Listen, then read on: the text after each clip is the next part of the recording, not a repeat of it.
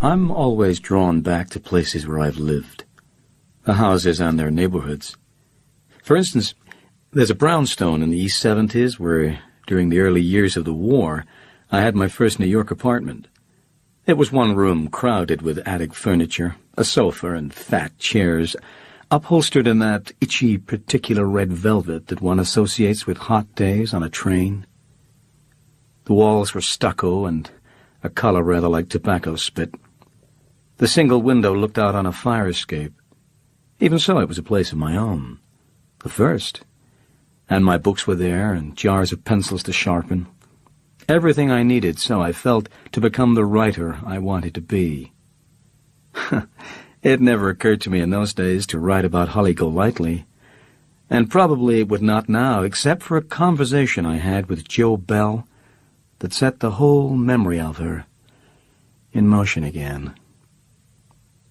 Holly Golightly had been a tenant in the old brownstone. She'd occupied the apartment below mine. As for Joe Bell, he ran a bar around the corner on Lexington Avenue. He still does. Both Holly and I used to go there 6-7 times a day, not for a drink, not always, but to make telephone calls. During the war, a private telephone was hard to come by. Moreover, Joe Bell was good about taking messages, which in Holly's case was no small favor, for she had a tremendous many. Of course, this was a long time ago, and until last week, I hadn't seen Joe Bell in several years. Occasionally, I'd stop by his bar when passing through the neighborhood, but actually, we'd never been strong friends, except inasmuch as we were both friends of Holly Golightly. And so, when late last Tuesday afternoon, the telephone rang and I heard, "Joe Bell here." I knew it must be about Holly. He didn't say so, just, "Can you rattle right over here? It's important." And there was a croak of excitement in his froggy voice. I took a taxi in a downpour of October rain, and on my way I even thought she might be there, that I would see Holly again. But there was no one on the premises except the proprietor. Joe Bell's is a quiet place compared to most Lexington Avenue bars. It boasts neither neon nor television. Behind the bar, in a niche surrounded by photographs of ice hockey stars, there's always a large bowl of fresh flowers that Joe Bell himself arranges with matronly care. That is what he was doing when I came in. "Naturally," he said, rooting a gladiolus deep into the bowl. "Naturally, I wouldn't have got you over here if it wasn't I wanted your opinion. A very peculiar thing has happened." You heard from Holly? "I can't exactly say I heard from her. I mean, I don't know. That's why I want your opinion. Let me build you a drink. Something new. They call it a white angel," he said, mixing 1/2 vodka, 1/2 gin, no vermouth. While I drank the result, Joe Bell stood sucking on a Tums and turning over in his mind what he had to tell me. And then, "You recall a certain Mr. Iwai Uniashi, a gentleman from Japan?" "From California," I said, recalling Mr. Uniashi perfectly. "He's a photographer on one of the picture magazines, and when I knew him, he lived in the studio apartment on the top floor of the brownstone." "Don't go mixing me up. All I'm asking, you know who I mean, okay? So, last night, who comes waltzing in here but this self-same Mr. Iwai Uniashi? I haven't seen him, I guess it's over 2 years. And where do you think he's been these 2 years?" "Africa." Joe Bell's eyes narrowed. "So how do you know?" "Read it in Winchell." Which I had, as a matter of fact. He rang open his cash register and produced a manila envelope. "Well, see, did you read this in Winchell?" In the envelope were 3 photographs, more or less the same, though taken from different angles. A tall, delicate Negro man, wearing a calico skirt, displaying in his hands an odd wood sculpture, an elongated carving of a head, a girl's, her hair sleek and short as a young man's, her smooth wood eyes too large and tilted in the tapering face. On a glance it resembled most primitive carving. And then it didn't. For here was the spit image of Holly Golightly. "Now what do you make of that?" said Joe Bell. "It looks like her," Listen, boy. He slapped his hand on the bar. It is her. Sure as I'm a man fit to wear breeches. The little Jap knew it was her the minute he saw her. He saw her? In Africa? Well, just a statue there, but it comes to the same thing. Read the facts for yourself, he said, turning over one of the photographs. On the reverse was written, Wood Carving, S. Tribe, Tokokul, East Anglia, Christmas Day, 1956. The story was this. On Christmas Day, Mr. Uniashi had passed with his camera through Tokokul, a village in the tangles of nowhere and of no interest. He decided to move on when he saw suddenly a Negro squatting in a doorway, carving monkeys on a walking stick. Mr. Uniashi was impressed and asked to see more of his work. Whereupon, he was shown the carving of the girl's head. But when he offered to buy it, the Negro cupped his private parts in his hand, apparently a tender gesture comparable to tapping one's heart, and said, no. A pound of salt and $10, a wristwatch and 2 pounds of salt and $20, nothing swayed him. Mr. Uniashi was, in all events, determined to learn how the carving came to be made. It cost him his salt and his watch. But it would seem that in the spring of that year, a party of 3 white persons had appeared out of the brush, riding on horseback, a young woman and 2 men. The men, both red-eyed with fever, were forced for several weeks to stay shut and shivering in an isolated hut, while the young woman, having presently taken a fancy to the woodcarver, shared the woodcarver's mat. I don't credit that part, Joe Bell said squeamishly. I know she had her ways, but I don't think she'd be up to anything as much as that. And then? Then nothing, he shrugged. By and by she went like she come, rode away on a horse. Now the Jap, he asked about her up and down the country, but nobody else had ever seen her. And then it was as if he could feel my own sense of letdown transmitting itself to him, and he wanted no part of it. One thing you gotta admit, it's the only definite news in I don't know how many years. She's probably never set foot in Africa, I said, believing it. And yet, I could see her there. It was somewhere she would have gone. You know so much? Where is she? Dead, or in a crazy house, or married. I think she's married and quieted down and maybe right in this very city. No, he said. If she was in this city, I'd have seen her. You take a man that likes to walk, a man like me. A man's been walking in the streets going on 10 or 12 years, and all those years he's got his eye out for one person. And nobody's ever her. I don't understand the reason she's not there. I see pieces of her all the time. A flat little bottom, any skinny girl that walks fast and straight. He paused. You think I'm round the bend? It's just that I didn't know you'd been in love with her. Not like that. I was sorry I'd said it. It disconcerted him. He scooped up the photographs and put them back in their envelope. I looked at my watch. I hadn't any place to go, but I thought it was better to leave. Outside, the rain had stopped, so I turned a corner and walked along the street to where the brownstone stands, midway in the block. It's been sleeked up since my day. A smart black door has replaced the old frosted glass, and gray, elegant shutters frame the windows.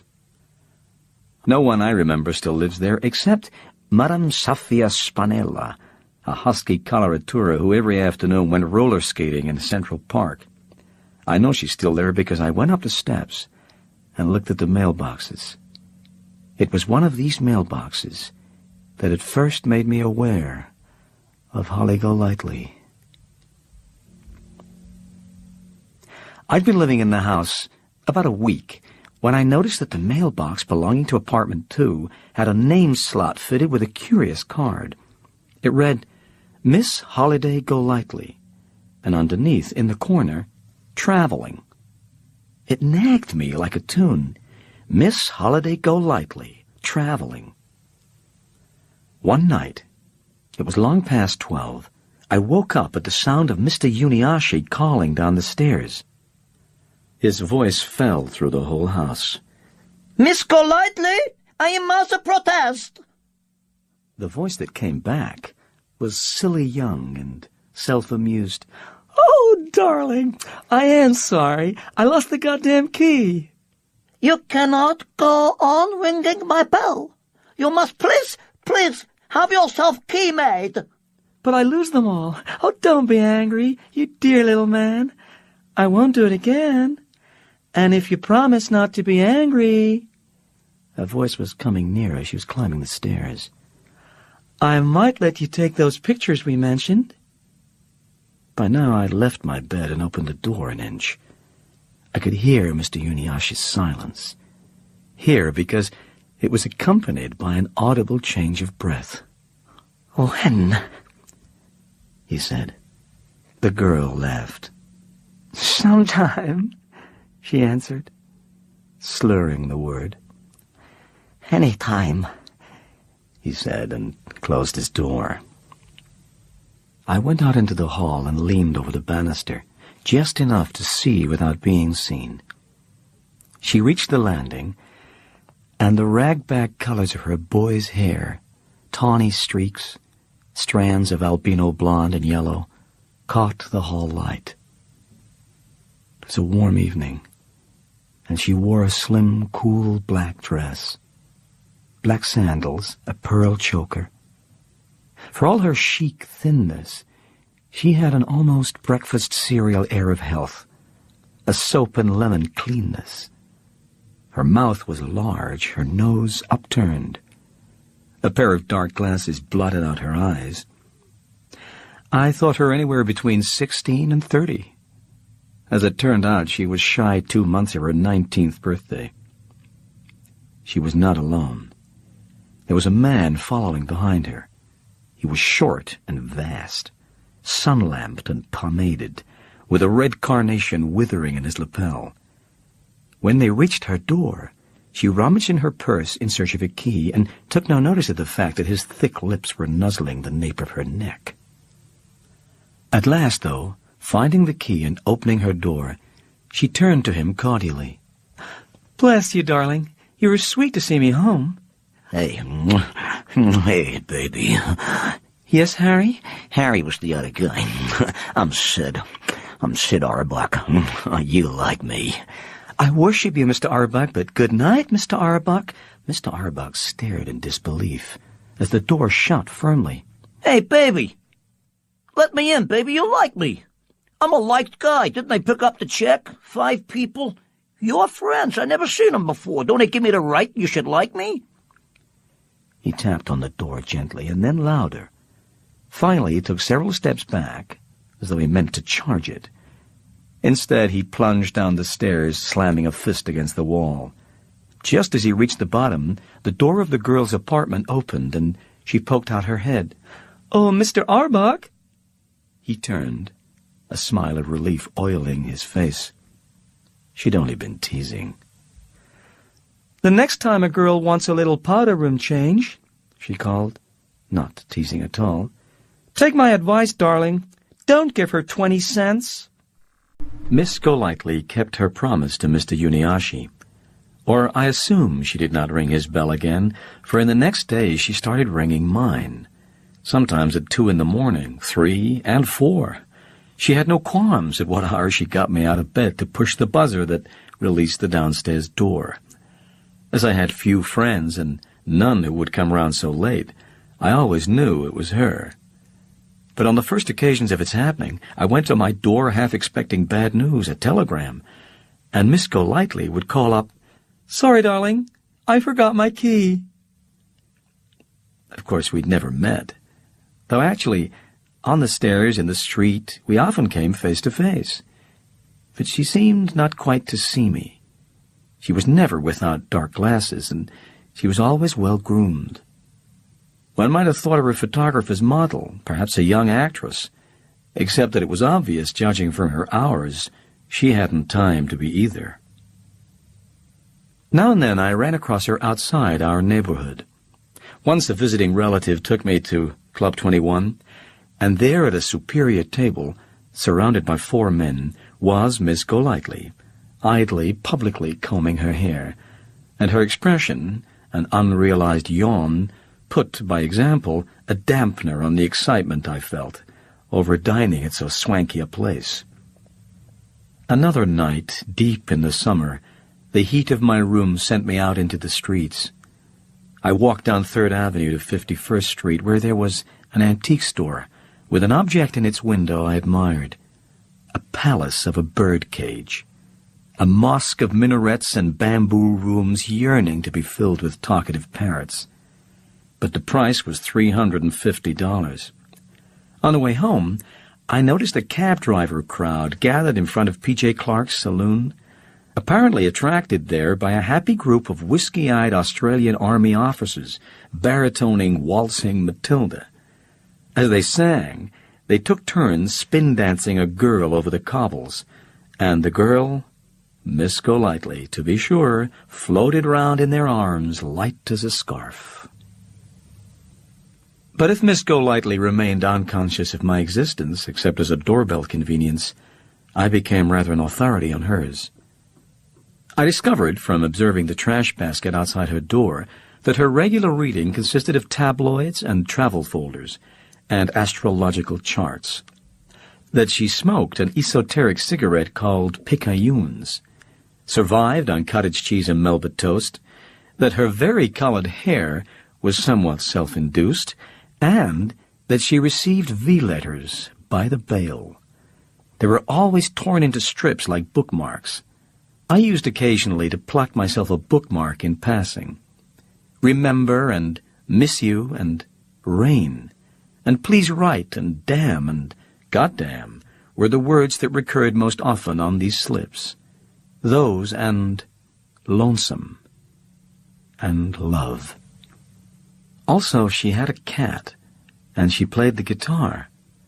On days when the sun was strong, she would wash her hair and, together with the cat, a red tiger-striped Tom, sit out on the fire escape thumbing a guitar while her hair dried. She played very well, and sometimes sang, too. She knew all the show hits, Cole Porter and Kurt Weill. Especially she liked the songs from Oklahoma, which were new that summer and everywhere. But there were moments when she played songs that made you wonder where she learned them, where indeed she came from. One went, "Don't want to sleep, don't want to die, just want to go traveling through the pastures of the sky." And this one seemed to gratify her the most, for often she continued long after her hair had dried, after the sun had gone and there were lighted windows in the dusk. But our acquaintance did not make headway until September, an evening with the first ripple chills of autumn running through it. I'd been to a movie, come home, and gone to bed with a bourbon nightcap and the newest Simenon. So much, my idea of comfort, that I couldn't understand a sense of unease that multiplied until I could hear my heart beating. It was a feeling I'd read about, written about, but never before experienced. The feeling of being watched. Then an abrupt rapping at the window, a glimpse of ghostly gray. I spilled the bourbon. It was some little while before I could bring myself to open the window and ask Miss Golightly what she wanted. "I've got the most terrifying man downstairs," she said, stepping off the fire escape into the room. "I mean, he's sweet when he isn't drunk, but let him start lapping up the vino, and oh, God, quel beast! If there's one thing I loathe, it's men who bite." She loosened the gray flannel robe off her shoulder to show me evidence of what happens if a man bites. The robe was all she was wearing. "I'm sorry if I frightened you. I think he thinks I'm in the bathroom. Not that I give a damn what he thinks. The hell with him. He'll get tired. He'll go to sleep. Oh, my God, he should. 8 martinis before dinner, and enough wine to wash an elephant. Listen, you can throw me out if you want to, but that fire escape was damned icy. Oh, and you look so cozy. Like my brother Fred. Oh, we used to sleep 4 in a bed, and he was the only one that ever let me hug him on a cold night. By the way, do you mind if I call you Fred?" She paused, staring at me. I'd never seen her before not wearing dark glasses. and it was obvious now that they were prescription lenses, for without them, her eyes had an assessing squint like a jeweler's. They were large eyes, a little blue, a little green, dotted with bits of brown, vari-colored like her hair, and like her hair, it gave out a lively, warm light. I suppose you think I'm very brazen or très fou or something. Not at all. She seemed disappointed. Yes, you do. Everybody does. I don't mind. It's useful. She sat down on one of the rickety red velvet chairs, curved her legs underneath her, and glanced around the room. How do you bear it? It's a chamber of horrors. Oh, you get used to anything, I said, annoyed with myself, for actually, I was proud of the place. I don't. I'll never get used to anything. Anybody that does, they might as well be dead. What do you do here all day? I motioned toward the table with books and paper. Write things? I thought writers were quite old. Of course, Sir Royan isn't old. I met him at a party, and really he isn't old at all. In fact, she mused, if he'd give himself a closer shave... By the way, is Hemingway old? In his 40s, I should think. That's not bad. I can't get excited by a man until he's 42. I know this idiot girl who keeps telling me I ought to go to a head shrinker. She says I have a father complex, which is so much merde. I simply trained myself to like older men, and it was the smartest thing I ever did. Tell me, are you a real writer? It depends what you mean by real. Well, darling, does anybody buy what you write? Not yet. I'm going to help you, she said. I can, too. Think of all the people I know who know people. I'm going to help you because you look like my brother Fred, only smaller. I haven't seen him since I was 14.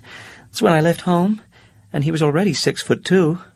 My other brothers are more your size, runts. It was the peanut butter that made Fred so tall.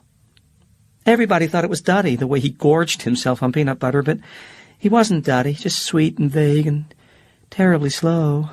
Poor Fred. I wonder if the Army's generous with their peanut butter. Which reminds me, I'm starving. I pointed to a bowl of apples. At the same time, asked her how and why she'd left home so young. She looked at me blankly and rubbed her nose as though it tickled, a gesture I came to recognize as a signal that one was trespassing. She took a bite of an apple and said, "Tell me something you've written, The story part."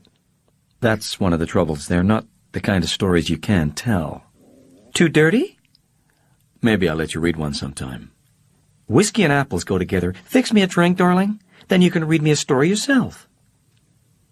Very few authors, especially the unpublished, can resist an invitation to read aloud. I made us both a drink and, settling in a chair opposite, began to read to her. It was a new story I'd finished it the day before, and that inevitable sense of shortcoming had not had time to develop.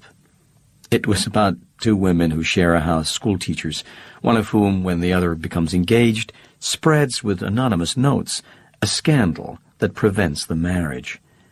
As I read, each glimpse I stole of Holly made my heart contract. She fidgeted. She picked apart the butts in an ashtray.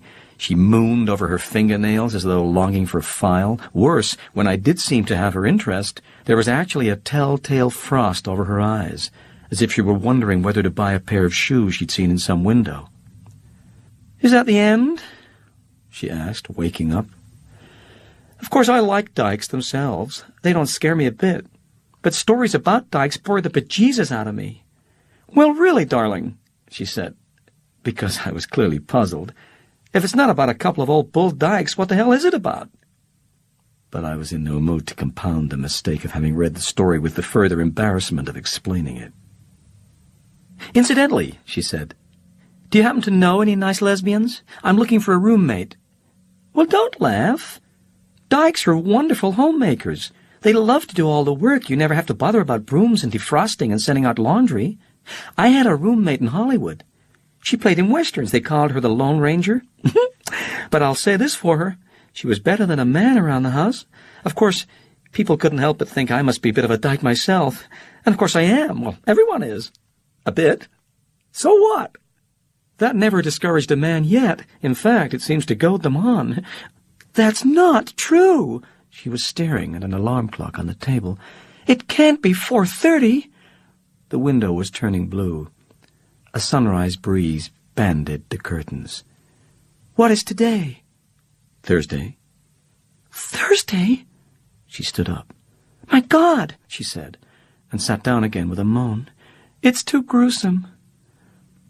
I was tired enough not to be curious. I lay down on the bed and closed my eyes. Still, it was irresistible. What's gruesome about Thursday? Nothing, except that I can never remember when it's coming. You see, on Thursdays I have to catch the 8:45. They're so particular about visiting hours. So if you're there by 10, that gives you an hour before the poor men eat lunch. Think of it, lunch at 11. I've got to stay awake, she said, punching her cheeks until the roses came. There isn't time to sleep. I'd look consumptive. I'd sag like a tenement, and that wouldn't be fair. A girl can't go to Sing Sing with a green face. I suppose not. The anger I felt at her over my story was ebbing. She absorbed me again. All the visitors do make an effort to look their best, and, oh, it's sweet as hell. The way the women wear their prettiest everything. I love them for it. I love the kids, too, especially the colored ones. It should be sad seeing the kids there, but it isn't. They have ribbons in their hair, and lots of shine on their shoes, and, oh, you think there's going to be ice cream. And sometimes that's what it's like in the visitors' room, a party. They're so happy to see each other. It's different afterwards. I see them on the train. They sit so quiet watching the river go by. She stretched a strand of her hair to the corner of her mouth and nibbled it thoughtfully. I'm keeping you awake. Go to sleep. Please. I'm interested. I know you are. That's why I want you to go to sleep. Because if I keep on, I'll tell you about Sally. I'm not sure if that would be quite cricket.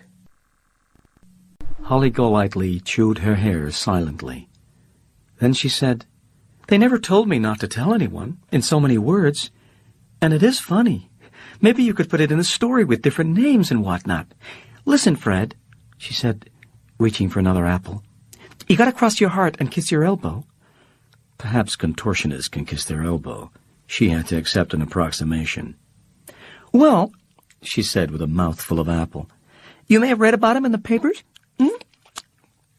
His name is Sally Tomato, and I speak Yiddish better than he speaks English. But he's a darling old man, terribly pious. He'd look like a monk if it weren't for the gold teeth. Of course, he was never my lover. As far as that goes, I never knew him until he was already in jail, but I adore him now. After all, I've been going to see him every Thursday for 7 months, and I think I'd go even if he didn't pay me. This one's mushy, she said, and aimed the rest of the apple out of the window. By the way, I did know Sally by sight. He used to come to Joe Bell's bar. Never talked to anybody. Just stand there like the kind of man who lives in hotel rooms. But it's funny to remember back and realize how closely he must have been watching me, because right after they sent him up, along came this telegram from a lawyer. It said to contact him immediately for information to my advantage. You thought somebody had left you $1 million? Not at all. But I took the gamble and went to see this lawyer.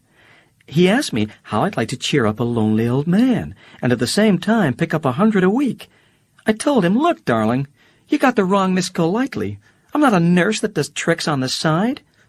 I wasn't impressed by the honorarium either. You can do as well as that on trips to the powder room. Any gent with the slightest cheek will give you $50 for the girl's John. And I always ask for cab fare, too. That's another $50. But then he told me his client was Sally Tomato. He said dear old Sally had long admired me, à la distance, so wouldn't it be a good deed if I went to visit him once a week? Well, I couldn't say no. It was too romantic. I don't know. It doesn't sound right. She smiled. You think I'm lying? Well, for one thing, they can't simply let anyone visit a prisoner. Oh, they don't. I'm supposed to be his niece. And it's as simple as that? For an hour's conversation, he gives you $100? Oh, he doesn't. The lawyer does. Mr. O'Shaughnessy, he mails it to me in cash as soon as I leave the weather report. I think you could get into a lot of trouble, I said, and switched off the lamp. There was no need of it now. Morning was in the room, and pigeons were gargling on the fire escape. After all, you're not his niece. And what about this weather report? She patted a yawn. But it's nothing. Just messages I leave with the answering service so Mr. O'Shaughnessy will know for sure that I've been up there. Sally tells me what to say. Things like, oh, there's a hurricane in Cuba, and it's snowing in Palermo. Oh, don't worry, darling, she said, moving to the bed. I've taken care of myself a long time. Then she lay down beside me. Do you mind? I only want to rest a moment. So let's not say another word. Go to sleep. I pretended to. I made my breathing heavy and regular. Bells in the tower of the next-door church rang the half-hour, the hour.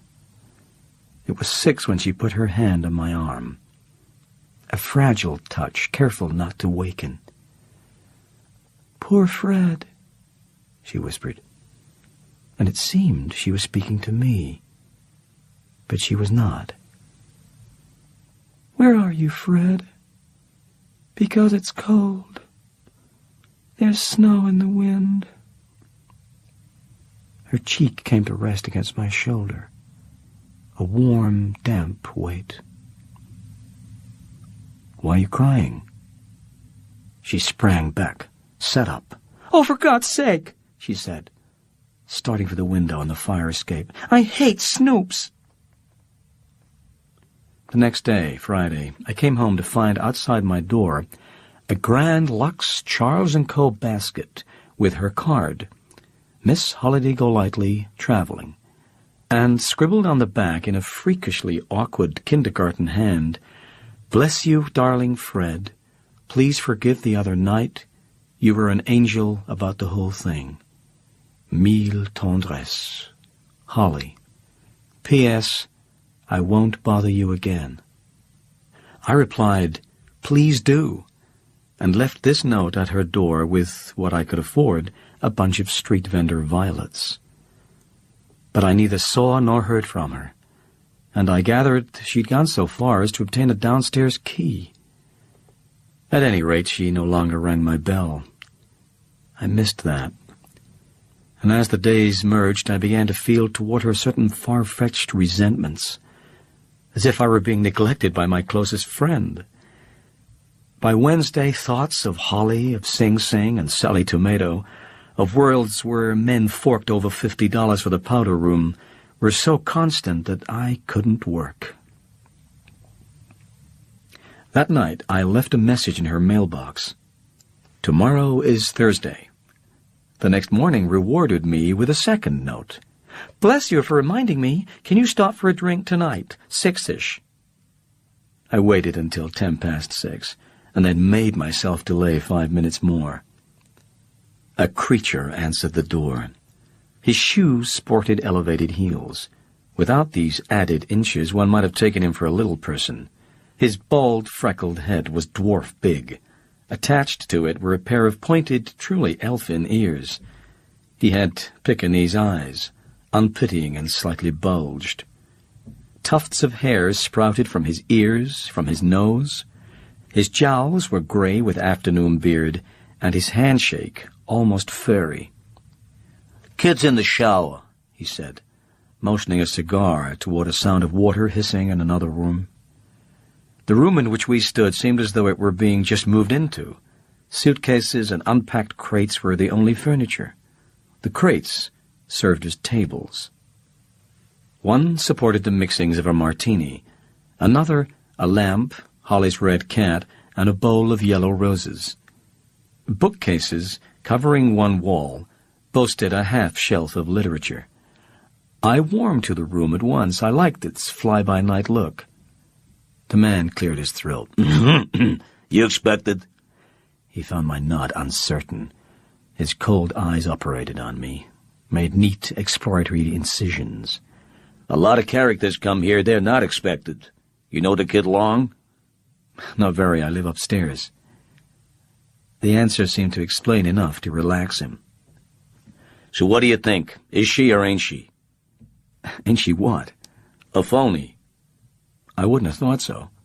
You're wrong. She is a phony. But on the other hand, you're right. She isn't a phony because she's a real phony. She believes all this crap she believes. You can't talk her out of it. I've tried with tears running down my cheeks. Benny Poland. Respected everywhere. Benny Poland tried. Benny had it on his mind to marry her. She don't go for it. Benny spent maybe thousands sending her to head shrinkers. Even the famous one, the one can only speak German. Boy, did he throw in the towel. Mind you, he said, I like the kid. Everybody does, but there's lots that don't. And I do. I sincerely like the kid. I'm sensitive, that's why. But I'll tell you the truth. You can beat your brains out for her, and she'll hand you horse shit on a platter. She's strictly a girl. You'll read where she ends up at the bottom of a bottle of Sacanals. I've seen it happen more times than you got toes. And those kids, they weren't even nuts. She's nuts. But young, and with a great deal of youth ahead of her. If you mean future, you're wrong again. Now, a couple of years back out on the coast, there was a time, it could have been different. She had something working for her. She could have really rolled. I know, see, 'cause I'm the guy who was giving it the push. He pointed his cigar at himself. O.J. Berman. He expected recognition, and I didn't mind obliging him, except I'd never heard of O.J. Berman. It developed that he was a Hollywood actor's agent. I'm the first one saw her, out at Santa Anita. She's hanging around the track every day. I'm interested, well, professionally. I find out she's some jock's regular. She's living with the shrimp. I get the jock told, drop it if you don't want conversation with the vice boys. See, the kid's 15, but stylish, huh? Oh, she's okay. She comes across. Even when she's wearing glasses this thick, even when she opens her mouth and you don't even know if she's a hillbilly or an Okie or what, I still don't. My guess, nobody'll ever know where she came from. She's such a goddamn liar. Maybe she doesn't know herself anymore. But it took us a year to smooth out that accent. How we did it? Finally, we gave her French lessons. After she could imitate French, it wasn't so long she could imitate English.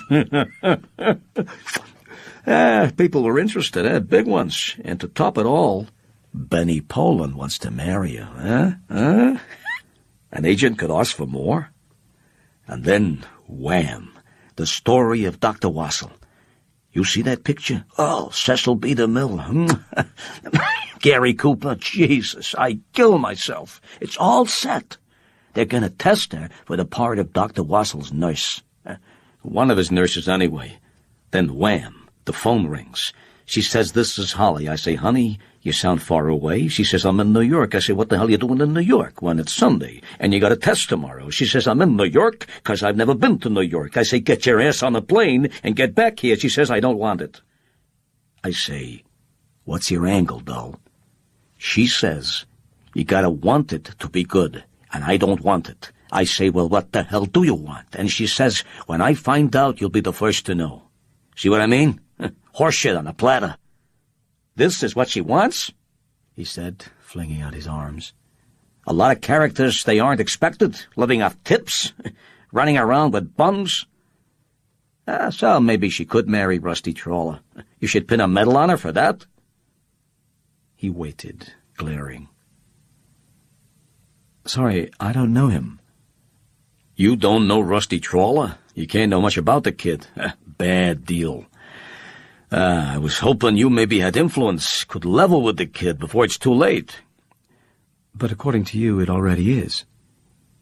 He blew a smoke ring, let it fade before he smiled. I could get it rolling again, like I told you, he said, and now it sounded true. I sincerely like the kid. What scandals are you spreading, O.J.? Holly splashed into the room, a towel more or less wrapped around her. Yeah, just the usual that you're nuts. Fred knows that already. But you don't. Light me a cigarette, darling, she said, snatching off a bathing cap and shaking her hair. I don't mean you, O.J. You're such a slob. She scooped up the cat and swung him onto her shoulder. He perched there with the balance of a bird, his paws tangled in her hair as if he were knitting yarn. And yet, despite these amiable antics, it was a grim cat with a pirate's cutthroat face. One eye was gluey blind, the other sparkled with dark deeds. "O.J. is a slob," she told me, taking the cigarette I'd lighted. "But he does know a terrific lot of phone numbers. What's David O. Selznick's number, O.J.?" "Lay off." "It's not a joke, darling. I want you to call him up and tell him what a genius Fred is. He's written barrels of the most marvelous stories." "Well, don't blush, Fred. You didn't say you were a genius. I did. Come on, O.J. What are you going to do to make Fred rich?" "Suppose you let me settle that with Fred." "Remember," she said, leaving us, "I'm his agent. Another thing, if I holler, come zipper me up. And if anybody knocks, let them in." Within the next quarter hour, a stag party had taken over Holly Golightly's apartment, several of them in uniform. I counted 2 naval officers and an Air Force colonel, but they were outnumbered by graying arrivals beyond draft status. Except for a lack of youth, the guests had no common theme. It was as if the hostess had distributed her invitations while zigzagging through various bars, which was probably the case. O.J. Berman avidly exploited the new company to avoid discussing my Hollywood future. I was left abandoned by the bookshelves. Of the books there, more than half were about horses, the rest baseball. Pretending an interest in horseflesh and how to tell it gave me sufficiently private opportunity for sizing Holly's friends. Presently, one of these became prominent. He was a middle-aged child that had never shed its baby fat, though some gifted tailor had almost succeeded in camouflaging his plump and spankable bottom. There wasn't a suspicion of bone in his body. His face, a 0 filled with pretty miniature features, had an unused, a virginal quality. It was as if he'd been born, then expanded, his skin remaining unlined as a blown-up balloon. He was behaving as though the party were his. Like an energetic octopus, he was shaking martinis, making introductions, manipulating the gramophone. In fairness, most of his activities were dictated by the hostess herself. "Rusty, would you mind? Rusty, would you please?" The man's name was Rutherford, Rusty, Trawler. In 1908, he'd lost both his parents, his father the victim of an anarchist and his mother of shock, which double misfortune had made Rusty an orphan, a millionaire, and a celebrity, all at the age of 5. He'd been a standby of the Sunday supplements ever since, a consequence that had gathered hurricane momentum when, still a schoolboy, he had caused his godfather custodian to be arrested on charges of sodomy. After that, marriage and divorce sustained his place in the tabloid Sun. His first wife had taken herself and her alimony to a rival of farther divines. The second wife seems unaccounted for, but the third had sued him in New York State, with a full satchel of the kind of testimony that entails. He himself divorced the last Mrs. Trawler, his principal complaint stating that she'd started a mutiny aboard his yacht. Though he'd been a bachelor since, apparently before the war, he'd proposed to Unity Mitford. At least he was supposed to have sent her a cable offering to marry her if Hitler didn't. This was said to be the reason Winchell always referred to him as a Nazi. That, and the fact that he attended rallies in Yorkville. I was not told these things. I read them in the Baseball Guide, another selection off Holly's shelf which she seemed to use for a scrapbook. Tucked between the pages were Sunday features, together with scissored snippings from gossip columns. Holly came up from behind and caught me reading Miss Holliday Golightly, of the Boston Golightleys, making every day a holiday for the 24-carat Rusty Trawler. "And how are you making out with O.J.?" she said, adjusting her dark glasses as she glanced over my shoulder. "We've separated by mutual agreement." "He's an opportunity, believe me. He really can help you." I understand you weren't too appreciative. She seemed puzzled until I said, "The story of Dr. Wassel?" "He's still harping," she said, and cast across the room an affectionate look at Berman. "But he's got a point. I should feel guilty. I knew damn well I'd never be a movie star. It's too hard, and if you're intelligent, it's too embarrassing. My complexes aren't inferior enough. Being a movie star and having a big fat ego are supposed to go hand in hand. Actually, it's essential not to have an ego at all. I don't mean I'd mind being rich and famous. That's very much on my schedule. But if it happens, I'd like to have my ego tagging along. I want still to be me when I wake up one fine morning and have breakfast at Tiffany's. You need a glass," she said, noticing my empty hands. "Rusty, will you bring my friend a drink?"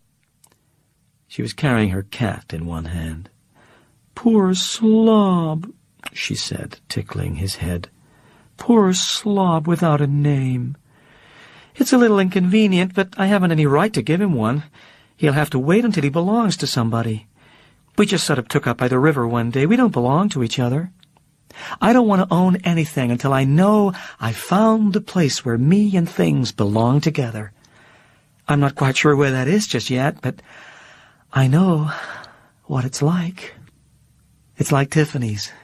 Not that I give a hoot about jewelry. That's not why I'm mad about Tiffany's. Listen, you know those days when you've got the mean reds?" "Same as the blues?" No. The blues are because you're getting fat, or maybe it's been raining too long. You're sad, that's all. But the mean reds are horrible. You're afraid and you sweat like hell, but you don't know what you're afraid of, except that something bad is going to happen. Only you don't know what it is. You've had that feeling?" "Quite often. Some people call it angst." "All right, angst. But what do you do about it?" "Well, a drink helps." "I've tried that. I've tried aspirin, too. What I've found does the most good is just to get into a taxi and go to Tiffany's. It calms me down right away. Nothing very bad could happen to you there. Not with those kind men in their nice suits, and that lovely smell of silver and alligator wallets. If I could find a real-life place that made me feel like Tiffany's, then I'd buy some furniture and give the cat a name. I thought maybe after the war, Fred and I—" She pushed up her dark glasses, and her eyes had taken on a far-seeing sharpness. "I went to Mexico once. It's a wonderful country for raising horses. I saw one place near the sea. Fred's good with horses." Rusty Trawler came carrying a martini. He handed it over without looking at me. "I'm hungry," he announced. "It's 7:30, and I'm hungry. Let's go." "I want you to behave, Rusty." She spoke softly, but there was a governess threat of punishment in her tone that caused an odd flush of pleasure, of gratitude, to pink his face.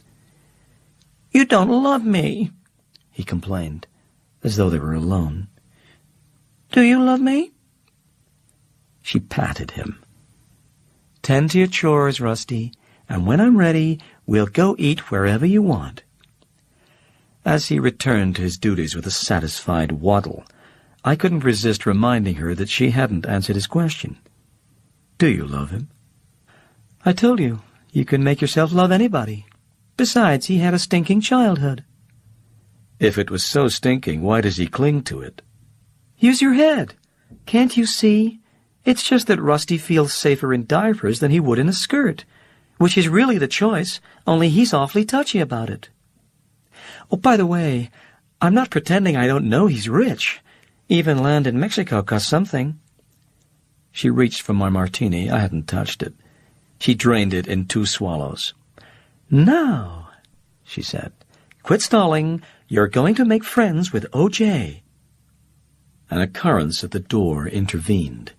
It was a young woman, and she entered like a windrush, a squall of scarves and jangling gold. "Holly," she said, wagging a finger as she advanced. "You miserable hoarder, hogging all those simply riveting men." She was well over 6 feet, taller than most men there. They straightened their spines, sucked in their stomachs. There was a general contest to match her swaying height. Holly said, "What are you doing here?" And her lips were taut as a drawn string. "Why, nothing, sugar.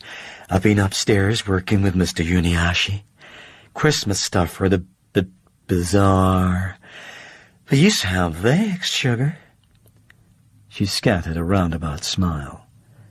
"You boys not vexed at me for butting in on your party?"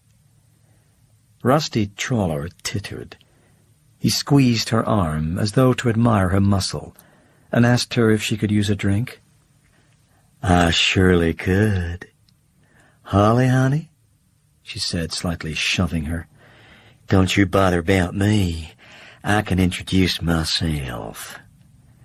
She stooped toward O.J. Berman, who, like many short men in the presence of tall women, had an aspiring mist in his eye.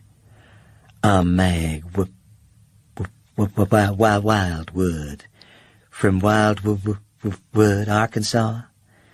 That's hill country." She was a triumph over ugliness, so often more beguiling than real beauty, if only because it contains paradox. In this case, even the stutter had been turned to advantage. It was the master stroke, that stutter, for it contrived to make her banalities sound somehow original, and secondly, despite her tallness, her assurance, it served to inspire in male listeners a protective feeling. To illustrate, Berman had to be pounded on the back because she said, "Who can tell me where is the John?" Then he offered her an arm to guide her himself. "That," said Holly, "won't be necessary. She's been here before. She knows where it is." After Mag Wildwood had left the room, she sighed rather, "It's really very sad." She paused long enough to calculate the number of inquiring expressions. It was sufficient. "And so mysterious. You'd think it would show more. But heaven knows, she looks healthy.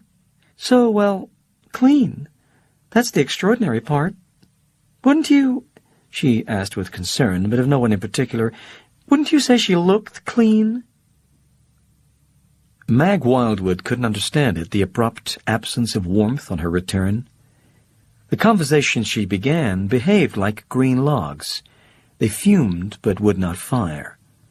More unforgivably, people were leaving without taking her telephone number. The Air Force colonel decamped while her back was turned, and this was the straw too much. He'd asked her to dinner. Suddenly she was blind. She took it out on everyone. She called her hostess a Hollywood degenerate. She invited a man in his 50s to fight. She told Berman Hitler was right. She exhilarated Rusty Trawler by stiff-arming him into a corner. "You know what's going to happen to you," she said with no hint of a stutter. "I'm going to march you over to the zoo and feed you to the yak."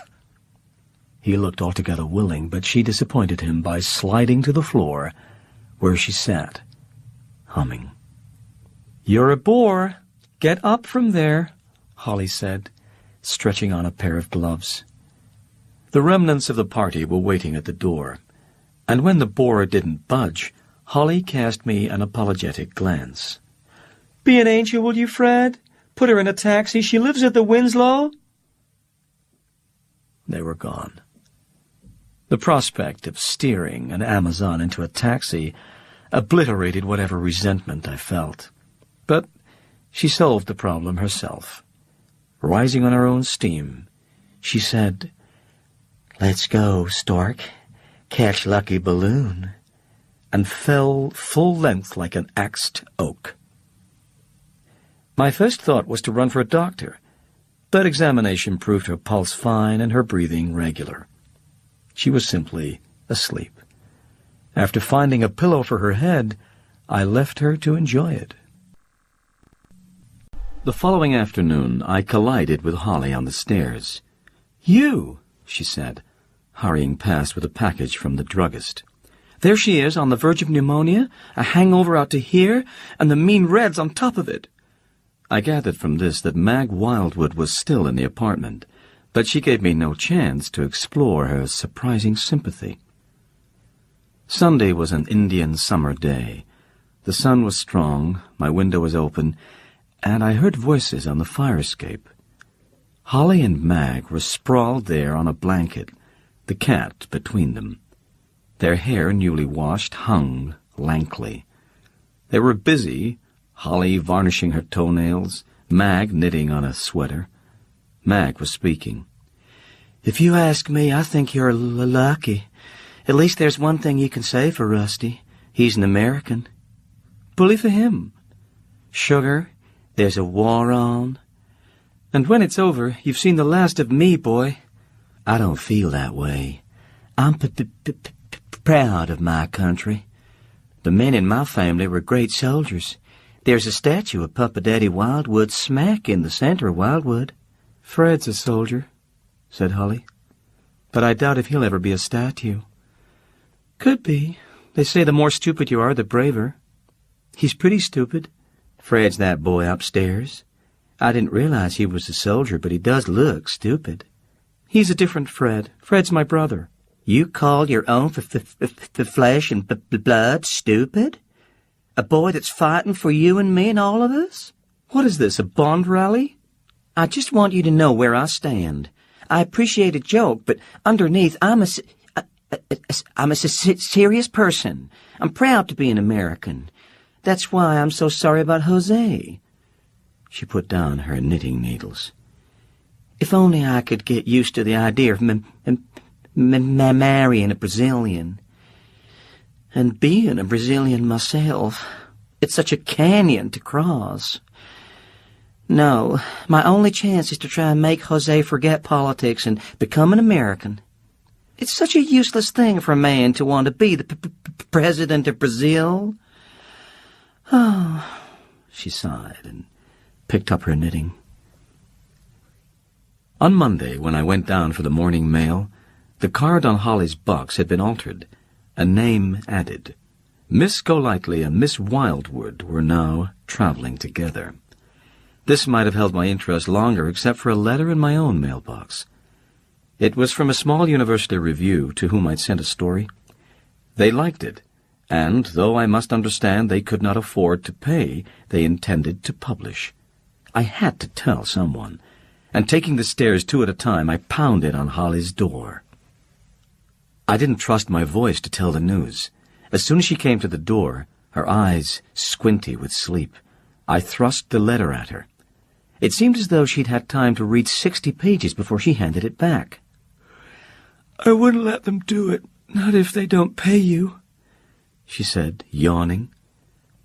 Perhaps my face explained she'd misconstrued, that I'd not wanted advice but congratulations.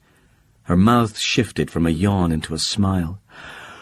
"Oh, I see. It's wonderful. Well, come in," she said. "We'll make a pot of coffee and celebrate. No, I'll get dressed and take you to lunch." Her bedroom was consistent with her parlor. It perpetuated the same camping-out atmosphere. Crates and suitcases, everything packed and ready to go, like the belongings of a criminal who feels the law not far behind. She left the door of the bathroom open and conversed from there.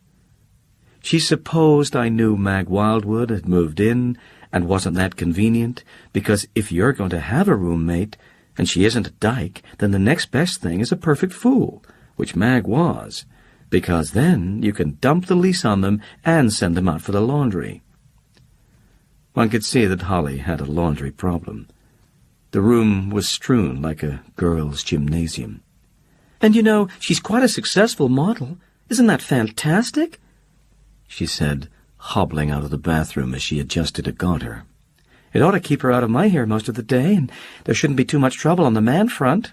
She's engaged. Nice guy, too. Where the hell—" She was on her knees, poking under the bed. After she'd found what she was looking for, a pair of lizard shoes, she had to search for a blouse, a belt, and it was a subject to ponder. How from such wreckage she evolved the eventual effect, pampered, calmly immaculate, as though she'd been attended by Cleopatra's maids. She said, "Listen," and cupped her hand under my chin. "I'm glad about the story, really I am." That Monday in October 1943, a beautiful day with the buoyancy of a bird. To start, we had Manhattans at Joe Bell's, and when he heard of my good luck, champagne cocktails on the house. We ate lunch at the cafeteria in the park. Afterwards, avoiding the zoo, Holly said she couldn't bear to see anything in a cage. We giggled, ran, sang along the paths toward the old wooden boathouse, now gone. Leaves floated on the lake. On the shore, a parkman was fanning a bonfire of them. Aprils have never meant much to me. Autumns seem that season of beginning spring, which is how I felt sitting with Holly on the railings of the boathouse porch. I thought of the future and spoke of the past, because Holly wanted to know about my childhood. She talked of her own, too. She gave an almost voluptuous account of swimming and summer, Christmas trees, pretty cousins, and parties. In short, happy in a way that she was not, and never certainly the background of a child who had run away. Or, I asked, wasn't it true that she'd been out on her own since she was 14? She rubbed her nose. That's true. The other isn't. But really, darling, you made such a tragedy out of your childhood, I didn't feel I should compete. She hopped off the railing. Anyway, it reminds me, I ought to send Fred some peanut butter. The rest of the afternoon we were east and west worming out of reluctant grocers cans of peanut butter, a wartime scarcity. Dark came before we'd rounded up a half-dozen jars, the last at a delicatessen on 3rd Avenue. It was near the antique shop with the palace of a birdcage in its window. So I took her there to see it, and she enjoyed the point. It's fantasy. But still, it's a cage. Passing a Woolworth's, she gripped my arm.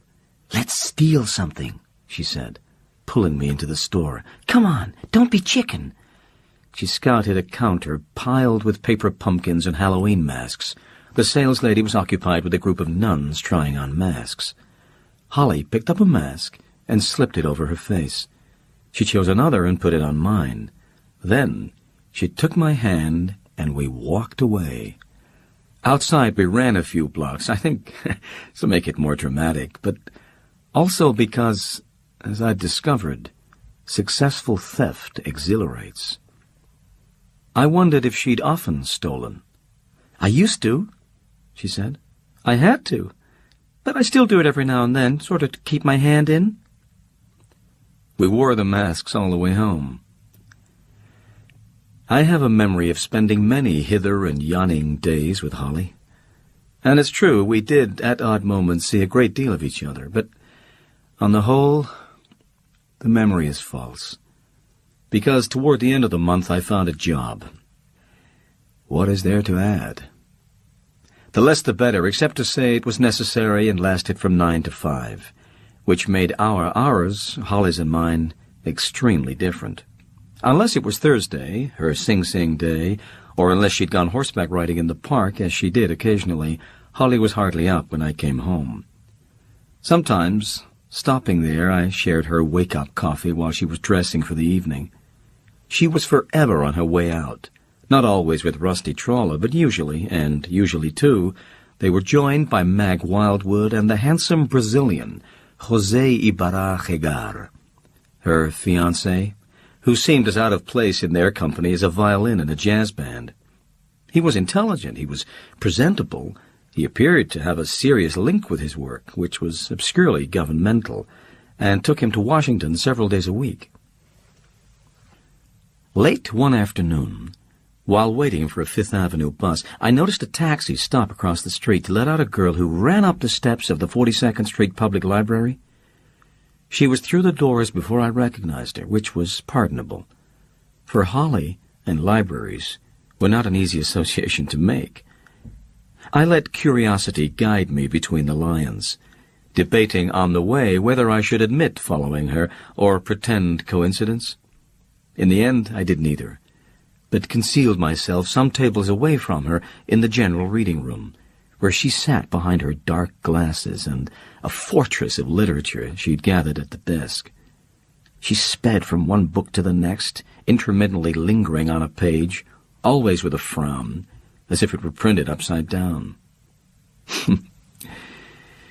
Watching her, I remembered a girl I'd known at school, a grind, Mildred Grossman. Mildred, with her moist hair and greasy spectacles, her stained fingers that dissected frogs and carried coffee to picket lines, her flat eyes that only turned toward the stars to estimate their chemical tonnage. Earth and air could not be more opposite than Mildred and Holly. Yet, in my head they acquired a Siamese twinship, and the thread of thought that had sewn them together ran like this. The average personality reshapes frequently. Every few years, even our bodies undergo a complete overhaul. Desirable or not, it is a natural thing that we should change. All right, here were two people who never would. That is what Mildred Grossman had in common with Holly Golightly. They would never change, because they'd been given their character too soon, which, like sudden riches, leads to a lack of proportion. Such profound observations made me forget where I was. I came to, startled to find myself in the gloom of the library, and surprised all over again to see Holly there. It was after 7. She was freshening her lipstick and perking up her appearance. When she'd left, I wandered over to the table where her books remained. They were what I had wanted to see. South by Thunderbird, Byways of Brazil, The Political Mind of Latin America, and so forth. On Christmas Eve, she and Mag gave a party. Holly asked me to come early and help trim the tree. I'm still not sure how they maneuvered that tree into the apartment. The top branches were crushed against the ceiling, the lower ones spread wall to wall. It soaked up baubles and tinsel like melting snow.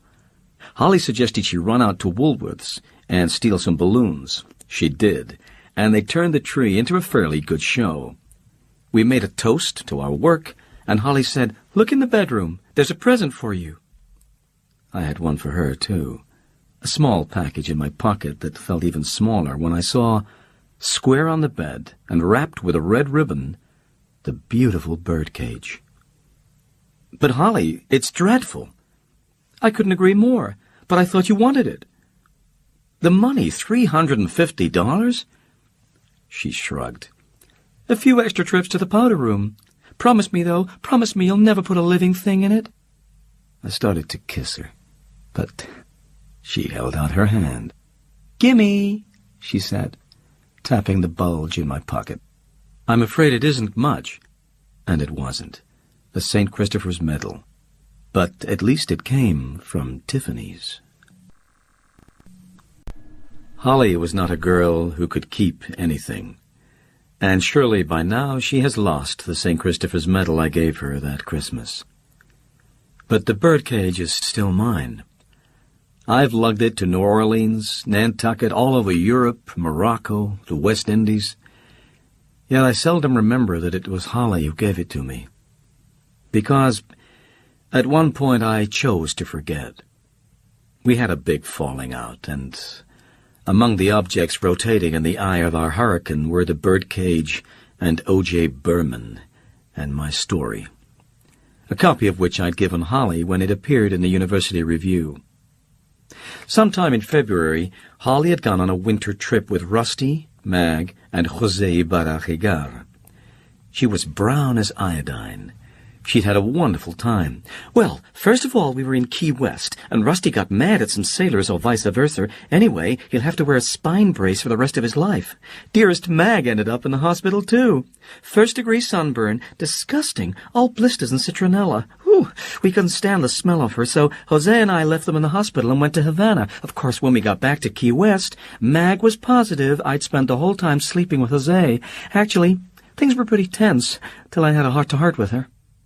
We were in the front room, where, though it was now nearly March, the enormous Christmas tree, turned brown and scentless, still occupied most of the space. A recognizable piece of furniture had been added to the room, an army cot, and Holly, trying to preserve her tropic look, was sprawled on it under a sun lamp. "And you convinced her?" "That I hadn't slept with Jose? Oh, God, yes. I simply told her, but, I made it sound like an agonized confession, I was a dyke." "She couldn't have believed that." "The hell she didn't. Why do you think she went out and bought this army cot? Leave it to me. I'm always top banana in the shock department. Oh, be a darling, darling, rub some oil on my back." While I was performing this service, she said, "O.J. Berman's in town, and listen, I gave him your story in the magazine. He was quite impressed. He thinks maybe you're worth helping. But he says you're on the wrong track. Negroes and children, who cares?" "Not Mr. Berman, I gather." "Well, I agree with him. I read that story twice. Brats and niggers, trembling leaves, description. It doesn't mean anything." My hand, smoothing oil on her skin, yearned to raise itself and come down on her buttocks. "Give me an example," I said quietly, "of something that means something, in your opinion." "Wuthering Heights?" she said without hesitation. The urge in my hand was growing beyond control. "But that's unreasonable. You're talking about a work of genius." "Oh, it was, wasn't it? My wild, sweet Kathy. God, I cried buckets. I saw it 10 times. I said, "Oh," with a shameful, rising inflection. "The movie?" Her muscles hardened. The touch of her was like stone warmed by the sun. "Everybody has to feel superior to somebody," she said. "But it's customary to present a little proof before you take the privilege. Don't you want to make money?" "I haven't planned that far." "That's how your stories sound, as though you'd written them without knowing the end. Well, I'll tell you, you'd better make money. Not many people are going to buy you bird cages." "Sorry." "You will be if you hit me. You wanted to a minute ago. I could feel it in your hand. And you want to now." I did, terribly. My hand, my heart was shaking as I recapped the bottle of oil. "Oh, no, I wouldn't regret that. I'm only sorry you wasted your money on me. Rusty trawl is too hard a way of earning it." She sat up on the army cot, her face, her naked breasts coldly blue in the sun-lamp light. "It should take you about 4 seconds to walk from here to the door. I'll give you 2. I went straight upstairs, got the bird cage, and left it in front of her door. The next morning, as I was leaving for work, I saw the cage perched on a sidewalk ash can, waiting for the garbage collector. Rather sheepishly, I rescued it and carried it back to my room. A capitulation that did not lessen my resolve to put Holly Golightly absolutely out of my life. She was, I decided, a crude exhibitionist, an utter fake, someone never to be spoken to again. And I didn't, not for a long while. We passed each other on the stairs with lowered eyes. If she walked into Joe Bell's, I walked out. At one point, Madame Sophia Spanella circulated a petition among the brownstone's other tenants, asking for them to join her in having Miss Golightly evicted. She was, said Madame Spinella, morally objectionable. Though I refused to sign, secretly I felt Madame Spinella had cause to complain. But her petition failed, and as April approached May, the open-windowed, warm spring nights were lurid with the party sounds, the loud-playing gramophone, and martini laughter that emanated from apartment 2. It was no novelty to encounter suspicious specimens among Holly's callers. Quite the contrary. But one day, late that spring, I noticed a very provocative man examining her mailbox. A person in his early 50s with a hard, weathered face, gray, forlorn eyes. He wore an old, sweat-stained gray hat, and his cheap summer suit, a pale blue, hung too loosely on his lanky frame. He seemed to have no intention of ringing Holly's bell. Slowly, as though he were reading Braille, he kept rubbing a finger across the embossed lettering of her name. That evening, I saw the man again. He was leaning against a tree and staring up at Holly's windows. Sinister speculations rushed through my head. Was he a detective, or some underworld agent connected with her Sing Sing friend, Sally Tomato? As I walked to the corner, heading east towards the Hamburg Heaven at 79th and Addison, I could feel the man's attention focused on me. Presently, without turning my head, I knew that he was following me. Hamburg Heaven was empty. Nevertheless, he took a seat right beside me, at the long counter. He smelled of tobacco and sweat. He ordered a cup of coffee, but when it came, he didn't touch it. Instead, he chewed on a toothpick and studied me in the wall mirror facing us. "Son," he said, "I need a friend." He brought out a wallet. It was as worn as his leathery hands, almost falling to pieces, and so was the brittle, cracked snapshot he handed me. There were 7 people in the picture, all grouped together on the sagging porch of a stark wooden house, and all children, except for the man himself, who had his arm around the waist of a plump, blonde little girl, with a hand shading her eyes against the sun. "That's me," he said, pointing at himself. "And that's her, and this one over here," he added, indicating a tow-headed beanpole. "That's her brother Fred." I looked at her again, and yes, now I could see it. An embryonic resemblance to Holly in the squinting, fat-cheeked child. At the same moment, I realized who the man must be. "You're Holly's father." He blinked, frowned. "Her name's not Holly. She was Lulu Mae Barnes." "Was," he said, "till she married me.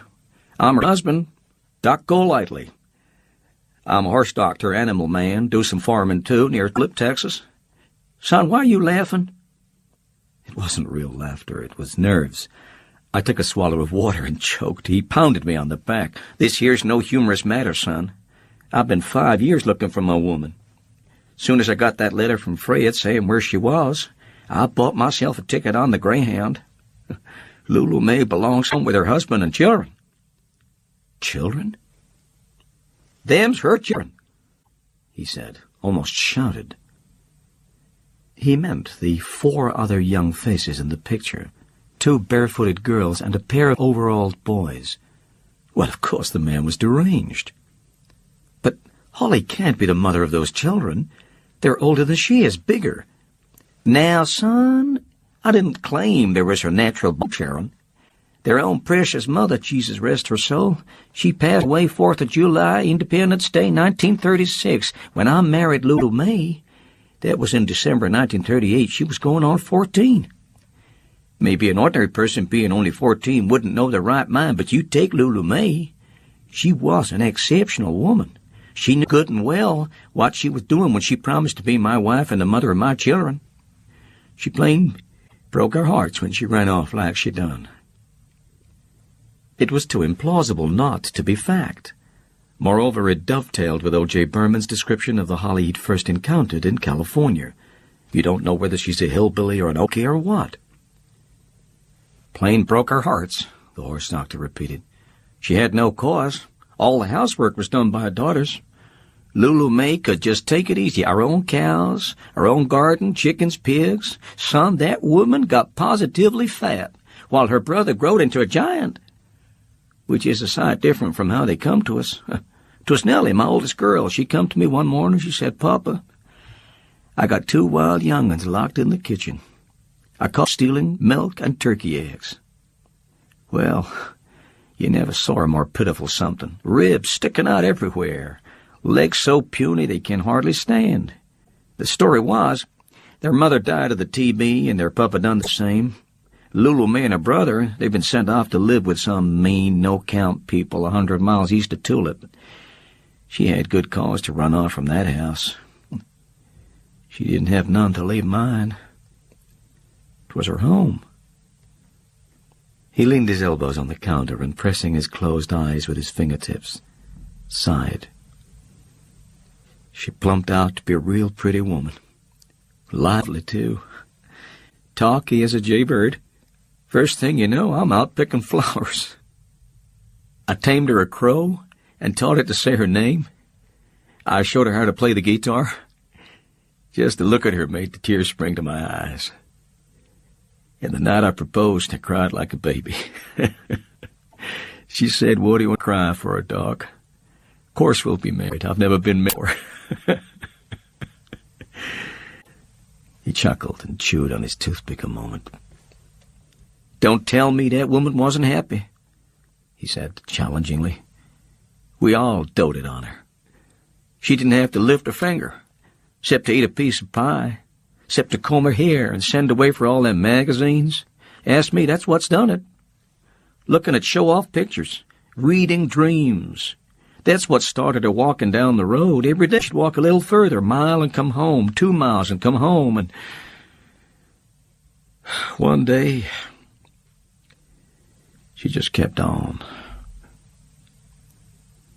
I carried out checks to the cashier. While I was paying, he joined me. We left together and walked over to Park Avenue.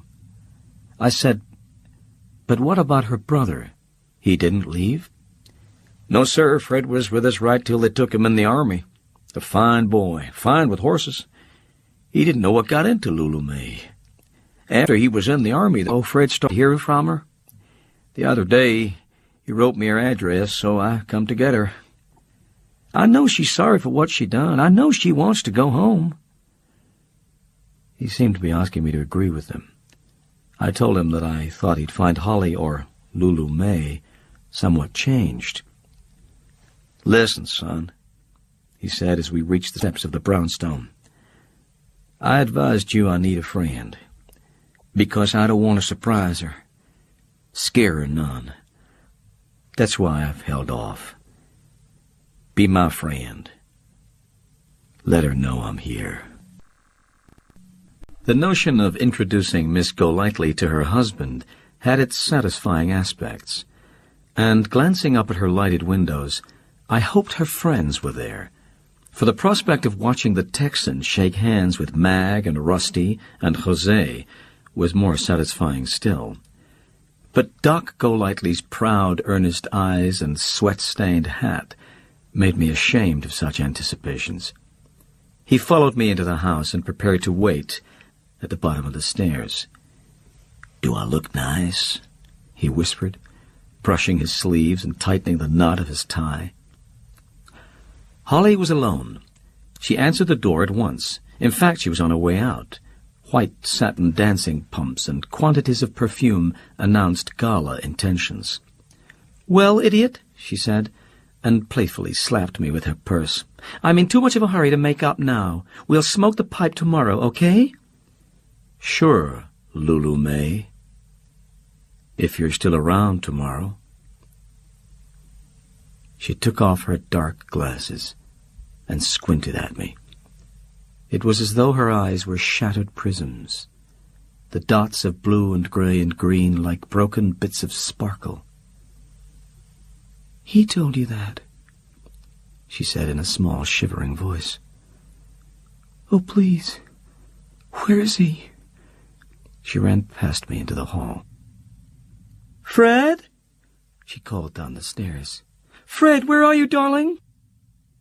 I could hear Doc Golightly's footsteps climbing the stairs. His head appeared above the banisters, and Holly backed away from him, not as though she were frightened, but as though she were retreating into a shell of disappointment. Then he was standing in front of her, hang-dog and shy. "Gosh, Lulu May," he began, and hesitated, for Holly was gazing at him vacantly, as though she couldn't place him. "Gee, honey," he said, "don't they feed you up here? You're so skinny, like when I first saw you, all wild around the eye." Holly touched his face. Her fingers tested the reality of his chin, his beard stubble. "Hello, Doc," she said gently, and kissed him on the cheek. Neither of them noticed me when I squeezed past them and went up to my room. "Divorce him?" Holly said. "Of course I never divorced him. I was only 14, for God's sake. It couldn't have been legal." She tapped an empty martini glass. "Two more, my darling Mr. Bell." Joe Bell, in whose bar we were sitting, accepted the order reluctantly. "You're rocking the boat kind of early," he complained, crunching on a Tums. It was not yet noon, according to the black mahogany clock behind the bar, and he'd already served us 3 rounds. "But it's Sunday, Mr. Bell. Clocks are slow on Sundays. Besides, I haven't been to bed yet," she told him, and confided to me, "Not to sleep." She blushed and glanced away guiltily. For the first time since I'd known her, she seemed to feel a need to justify herself. "Well, I had to. Doc really loves me, and I love him. He may have looked old and tacky to you, but you don't know the sweetness of him, the confidence he can give to birds and brats and fragile things like that. Anyone who ever gave you confidence, you owe them a lot. I've always remembered Doc in my prayers. Please stop smirking." I'm not smirking. I'm smiling. You're the most amazing person. "I suppose I am," she said, and her face, wan, rather bruised-looking in the morning light, brightened. She smoothed her tousled hair, and the colors of it glimmered like a shampoo advertisement. "I must look fierce, but who wouldn't? We spent the rest of the night roaming around in a bus station. Right up to the last minute, Doc thought I was going to go with him, even though I kept telling him, 'But, Doc, I'm not 14 anymore, and I'm not Lulu May.' But the terrible part is, and I realized it while we were standing there, I am. I'm still stealing turkey eggs and running through a briar patch. Only now I call it having the mean reds." Joe Bell disdainfully settled the fresh martinis in front of us. "Never love a wild thing, Mr. Bell," Holly advised him. "That was Doc's mistake. He was always lugging home wild things." "She's drunk," Joe Bell informed me. "Moderately," Holly confessed. "But Doc knew what I meant. I explained it to him very carefully, and it was something he could understand. We shook hands and held on to each other, and he wished me luck." She glanced at the clock. "He must be in the Blue Mountains by now."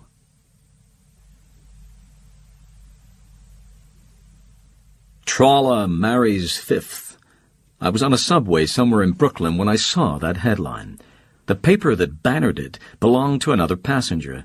The only part of the text that I could see read, "Rutherford Rusty Trawler, the millionaire playboy often accused of pro-Nazi sympathies, eloped to Greenwich yesterday with a beautiful—" Not that I wanted to read any more. Holly had married him. Well, well. I wished I were under the wheels of the train. But I'd been wishing that before I spotted the headline, for a handful of reasons. I hadn't seen Holly, not really, since our drunken Sunday at Joe Bell's bar. The intervening weeks had given me my own case of the mean reds. First off, I'd been fired from my job, deservedly, and for an amusing misdemeanor too complicated to recount here. Also, my draft board was displaying an uncomfortable interest, and having so recently escaped the regimentation of a small town, the idea of entering another form of disciplined life made me desperate. Between the uncertainty of my draft status and a lack of specific experience, I couldn't seem to find another job. That was what I was doing on a subway in Brooklyn, returning from a discouraging interview with an editor of the now-defunct newspaper PM. All this, combined with the city heat of the summer, had reduced me to a state of nervous inertia. So I more than half meant it when I wished I were under the wheels of the train.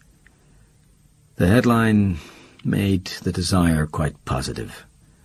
If Holly could marry that absurd fetus, then the army of wrongness rampant in the world might as well march over me. Or, and the question is apparent, Was my outrage a little the result of being in love with Holly myself? A little. For I was in love with her. Just as I'd once been in love with my mother's elderly colored cook and a postman who let me follow him on his rounds, and a whole family named McKendrick. That category of love generates jealousy, too. When I reached my station, I bought a paper and, reading the tail end of that sentence, discovered that Rusty's bride was a beautiful cover girl from the Arkansas hills, Miss Margaret Thatcher Fitzhugh Wildwood. Mag! My legs went so limp with relief I took a taxi the rest of the way home. Madame Safia Spinella met me in the hall, wild-eyed and wringing her hands. "Run!" she said. "Bring the police. She's a-killing somebody. Somebody's a-killing her."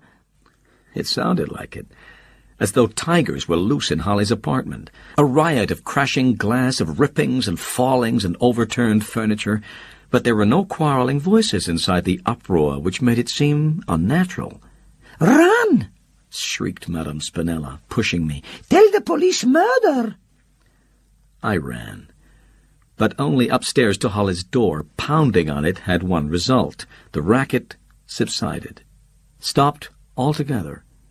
But pleadings to let me in went unanswered, and my efforts to break down the door merely culminated in a bruised shoulder. Then below, I heard Madame Spinella commanding some newcomer to go for the police. "Shut up," she was told, "and get out of my way." It was José Ibarra Chegar, looking not at all the smart Brazilian diplomat, but sweaty and frightened. He ordered me out of his way, too, and using his own key opened the door. "In here, Dr. Goldman," he said, beckoning to a man accompanying him. Since no one prevented me, I followed them into the apartment, which was tremendously wrecked. At last the Christmas tree had been dismantled, very literally. Its brown, dry branches sprawled in a welter of torn-up books, broken lamps, and gramophone records. Even the icebox had been emptied, its contents tossed around the room. Raw eggs were sliding down the walls, and in the midst of the debris, Holly's no-name cat was calmly licking a puddle of milk. In the bedroom, the smell of smashed perfume bottles made me gag. I stepped on Holly's dark glasses. They were lying on the floor, the lenses already shattered, the frames cracked in half. Perhaps that is why Holly, a rigid figure on the bed, stared at José so blindly. Seemed not to see the doctor, who, testing her pulse, crooned. "You're a tired young lady. Very tired. You want to go to sleep, don't you?" "Sleep?" Holly rubbed her forehead, leaving a smear of blood from a cut finger. "Sleep," she said, and whimpered like an exhausted, fretful child. "He's the only one would ever let me hug him on cold nights. I saw a place in Mexico, with horses, by the sea."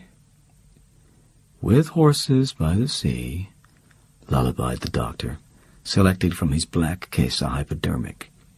José averted his face, queasy at the sight of a needle. "Her sickness is only grief?" he asked, his difficult English lending the question an unintended irony. "She is grieving only?" "Please, sir," the doctor was quite short with him. "If you will leave me alone with the patient." José withdrew to the front room, where he released his temper on the snooping, tiptoeing presence of Madame Spinella. "Don't touch me. I'll call the police," she threatened, as he whipped her to the door with Portuguese oaths. He considered throwing me out, too, or so I surmised from his expression. Instead, he invited me to have a drink. The only unbroken bottle we could find contained dry vermouth. "It is only a question of grieving," he firmly declared. "When the sadness came, first she throws the drink she is drinking, the bottle, those books, a lamp. Then I am scared. I hurry to bring a doctor." "But why?" I wanted to know. Why should she have a fit over Rusty? If I were her, I'd celebrate. Rusty? I was still carrying my newspaper and showed him the headline. Oh, that. He grinned rather scornfully. They do us a grand favor, Rusty and Mag. We laugh over it. How they think they break our hearts when all the time we want them to run away. I assure you, we were laughing when the sadness came. His eyes searched the litter on the floor. He picked up a ball of yellow paper. This, he said. It was a telegram from Tulip, Texas. Received notice young Fred killed in action, overseas. Stop. Your husband and children join in the sorrow of our mutual loss. Stop. Letter follows. Love, Doc. After she received the news that Fred had been killed in action, Holly never mentioned her brother again. Except once. Moreover, she stopped calling me Fred. June, July, all through the warm months, she hibernated like a winter animal who did not know spring had come and gone. Her hair darkened. She put on weight. She became rather careless about her clothes, used to rush round to the delicatessen wearing a rain slicker and nothing underneath. Jose moved into the apartment, his name replacing Mag Wildwood's on the mailbox. Still, Holly was a good deal alone, for Jose stayed in Washington 3 days a week. During his absences, she entertained no one and seldom left the apartment, except on Thursdays, when she made her weekly trip to visit Sally Tomato in Ossining. Which is not to imply that she had lost interest in life. Far from it. She seemed more content, altogether happier than I'd ever seen her. A keen, sudden, un-Holly-like enthusiasm for homemaking resulted in several un-Holly-like purchases. At a Park Burnett auction, she acquired a Stagget Bay hunting tapestry. She bought the complete modern library, shelves of classical records, innumerable Metropolitan Museum reproductions, including a statue of a Chinese cat that her own cat hated and hissed at and ultimately broke, a Waring mixer and pressure cooker, and a library of cookbooks. She spent whole housefrau afternoons slopping about in the sweatbox of her midget kitchen. Jose says I'm better than the colony. Really, who would have dreamed I had such a great natural talent? A month ago, I couldn't scramble eggs. And still couldn't, for that matter. Simple dishes, steak, a proper salad, were beyond her. Instead, she fed Jose, and occasionally myself, outre soups, branded black terrapin poured into avocado shells, Nero-ish novelties, roasted pheasant stuffed with pomegranates and persimmons, and other dubious innovations, chicken and saffron rice, served with a chocolate sauce. An East Indian classic, my dear. Wartime sugar and cream rationing restricted her imagination when it came to sweets. Nevertheless, she once managed something called tobacco tapioca. Best not to describe it. Nor describe her attempts to master Portuguese, an ordeal as tedious to me as it was to her, for whenever I visited her, an album of linguaphone records never ceased rotating on the phonograph. Now, too, she rarely spoke a sentence that did not begin, "After we're married," or "When we move to Rio," yet Jose had never suggested marriage. She admitted it. "But after all, he knows I'm preggers." "Well, I am, darling. 6 weeks gone. I don't see why that should surprise you. It didn't me. Not un pa bit. I'm delighted. I want to have at least 9. I'm sure some of them will be rather dark. Jose has a touch of le negre. I suppose you noticed that, which is fine by me. What could be prettier than a quite coony baby with bright green, beautiful eyes? I wish...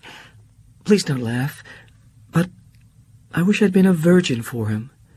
For Jose? Not that I've warmed the multitude, some people say. I don't blame the bastards for saying it. I've always thrown out such a jazzy line. Really, though, I toted up the other night, and I've only had 11 lovers. Not counting anything that happened before I was 13, because, after all, that just doesn't count. 11. Does that make me a whore? Well, look at Mag Wildwood, or Honey Tucker, or Rose Ellen Ward. They've had the old clap your hands so many times it amounts to applause. Of course, I haven't anything against whores, except this. Some of them may have an honest tongue, but they all have dishonest hearts. I mean, you can't bang the guy and cash his checks and at least not try to believe you love him. I never have. Those final weeks are blurred in memory. Perhaps because our understanding of each other had reached that sweet depth where two people communicate more often in silence than in words. Frequently, when he was out of town, I'd developed hostile attitudes towards him and seldom used his name. We spent entire evenings together, during which we exchanged less than 100 words. Once, we walked all the way to Chinatown, ate a chow mein supper, bought some paper lanterns, and stole a box of joss sticks, then moseyed across the Brooklyn Bridge. And on the bridge, as we watched seaward moving ships pass between the cliffs of burning skyline, she said, "Years from now, years and years, one of those ships will bring me back, me and my 9 Brazilian brats. Because, yes, they must see this, these lights, the river. I love New York, even though it isn't mine. The way something has to be, a tree, a street, or a house, something anyway that belongs to me because I belong to it." And I said, "Do shut up," for I felt infuriatingly left out. A tugboat in dry dock, while she, glittery voyager of secure destination, steamed down the harbor with whistles whistling and confetti in the air. So the days, the last days, blow about in memory, hazy, autumnal, all alike as leaves, until a day unlike any other I've lived. It happened to fall on the 30th of September, my birthday, a fact which had no effect on events, except that, expecting some form of monetary remembrance from my family, I was eager for the postman's morning visit. Indeed, I went downstairs and waited for him. If I'd not been loitering in the vestibule, then Holly would not have asked me to go horseback riding, and would not consequently have had the opportunity to save my life. "Come on," she said. "Let's walk a couple of horses round the park." She was wearing a windbreaker and a pair of blue jeans and tennis shoes. She slapped her stomach, drawing attention to its flatness. "Don't think I'm out to lose the air. But there's a horse. My darling old Mabel Minerva. I can't go without saying goodbye to Mabel Minerva." "Goodbye?" "A week from Saturday. Jose bought the tickets." In rather a trance, I let her lead me down to the street. "We change planes in Miami, then over the sea, over the Andes. Taxi!" Over the Andes. As we rode a cab across Central Park, it seemed to me as though I, too, were flying, desolately floating over snow-peaked and perilous territory. "But you can't. After all, what about... Well, you can't really run off and leave everybody. I don't think anybody will miss me. I have no friends." "I will. Miss you. So will Joe Bell and... Oh, millions, like Sally, poor Mr. Tomato." "I love old Sally," she said and sighed. "You know, I haven't been to see him in a month.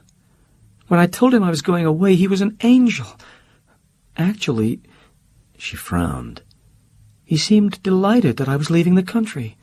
He said it was all for the best, because sooner or later there might be trouble. If they found out I wasn't his real niece, that fat lawyer, O'Shaughnessy, sent me $500. In case. A wedding present from Sally." I wanted to be unkind. "You can expect a present from me, too, when and if the wedding happens." She laughed.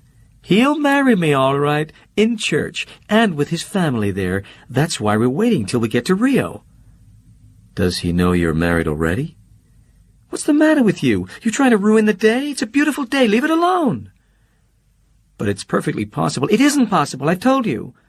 That wasn't legal. It couldn't be. She rubbed her nose and glanced at me sideways. Mention that to a living soul, darling. I'll hang you by your toes and dress you for a hog. The stables, I believe they've been replaced by television studios, were on West 66th Street. Holly selected for me an old swayback black and white mare. Don't worry, she's safer than a cradle. Which, in my case, was a necessary guarantee. For 10-cent pony rides at childhood carnivals were the limit of my equestrian experience. Holly helped hoist me into the saddle, and then mounted her own horse, a silvery animal, that took the lead as we jogged across the traffic of Central Park West and entered a riding path, dappled with leaves. Denuding breezes danced about. "See?" she shouted. "It's great!" And suddenly it was. Suddenly, watching the tangled colors of Holly's hair flash in the red-yellow leaf light, I loved her enough to forget myself, my self-pitying despairs, and be content that something she thought happy was going to happen. Very gently the horses began to trot. Waves of wind splashed us, spanked our faces. We plunged in and out of sun and shadow pools, and joy. A glad-to-be-alive exhilaration jolted through me like a jigger of nitrogen. That was 1 minute. The next introduced farce in grim disguise. For, all at once, like savage members of a jungle ambush, a band of Negro boys leapt out of the shrubbery along the path. Hooting, cursing, they launched rocks and thrashed at the horses' rumps with switches. Mine, the black and white mare, rose on her hind legs, whinnied, teetered like a tightrope artist, then blue-streaked down the path, bouncing my feet out of the stirrups and leaving me scarcely attached. Her hooves made the gravel stones spit sparks. The sky careened. Trees, a lake with little boys' sailboats, statues went by lickety-split. Nursemaids rushed to rescue their charges from our awesome approach. Men, bums, and others yelled, "Pull in the reins!" and "Whoa, boy, whoa!" and "Jump!" It was only later that I remembered these voices. At the time, I was simply conscious of Holly, the cowboy sound of her racing behind me, never quite catching up, and over calling encouragements. Onward across the park and out into Fifth Avenue, stampeding against the noonday traffic. Taxis, buses that screechingly swerved, past the Duke Mansion, the Frick Museum, past the Pierre and the Plaza. But Holly gained ground. Moreover, a mounted policeman had joined the chase. Flanking my runaway mare, one on either side, their horses performed a pincer movement that brought her to a steamy halt. It was then, at last, that I fell off her back. Fell off and picked myself up and stood there, not altogether certain where I was. A crowd gathered. The policeman huffed and wrote in a book. Presently he was most sympathetic, grinned and said he would arrange for our horses to be returned to their stable. Holly put us in a taxi. "Darling, how do you feel?" "Fine." "But you haven't any pulse," she said, feeling my wrist. "Then I must be dead." "No, idiot, this is serious. Look at me." The trouble was I couldn't see her.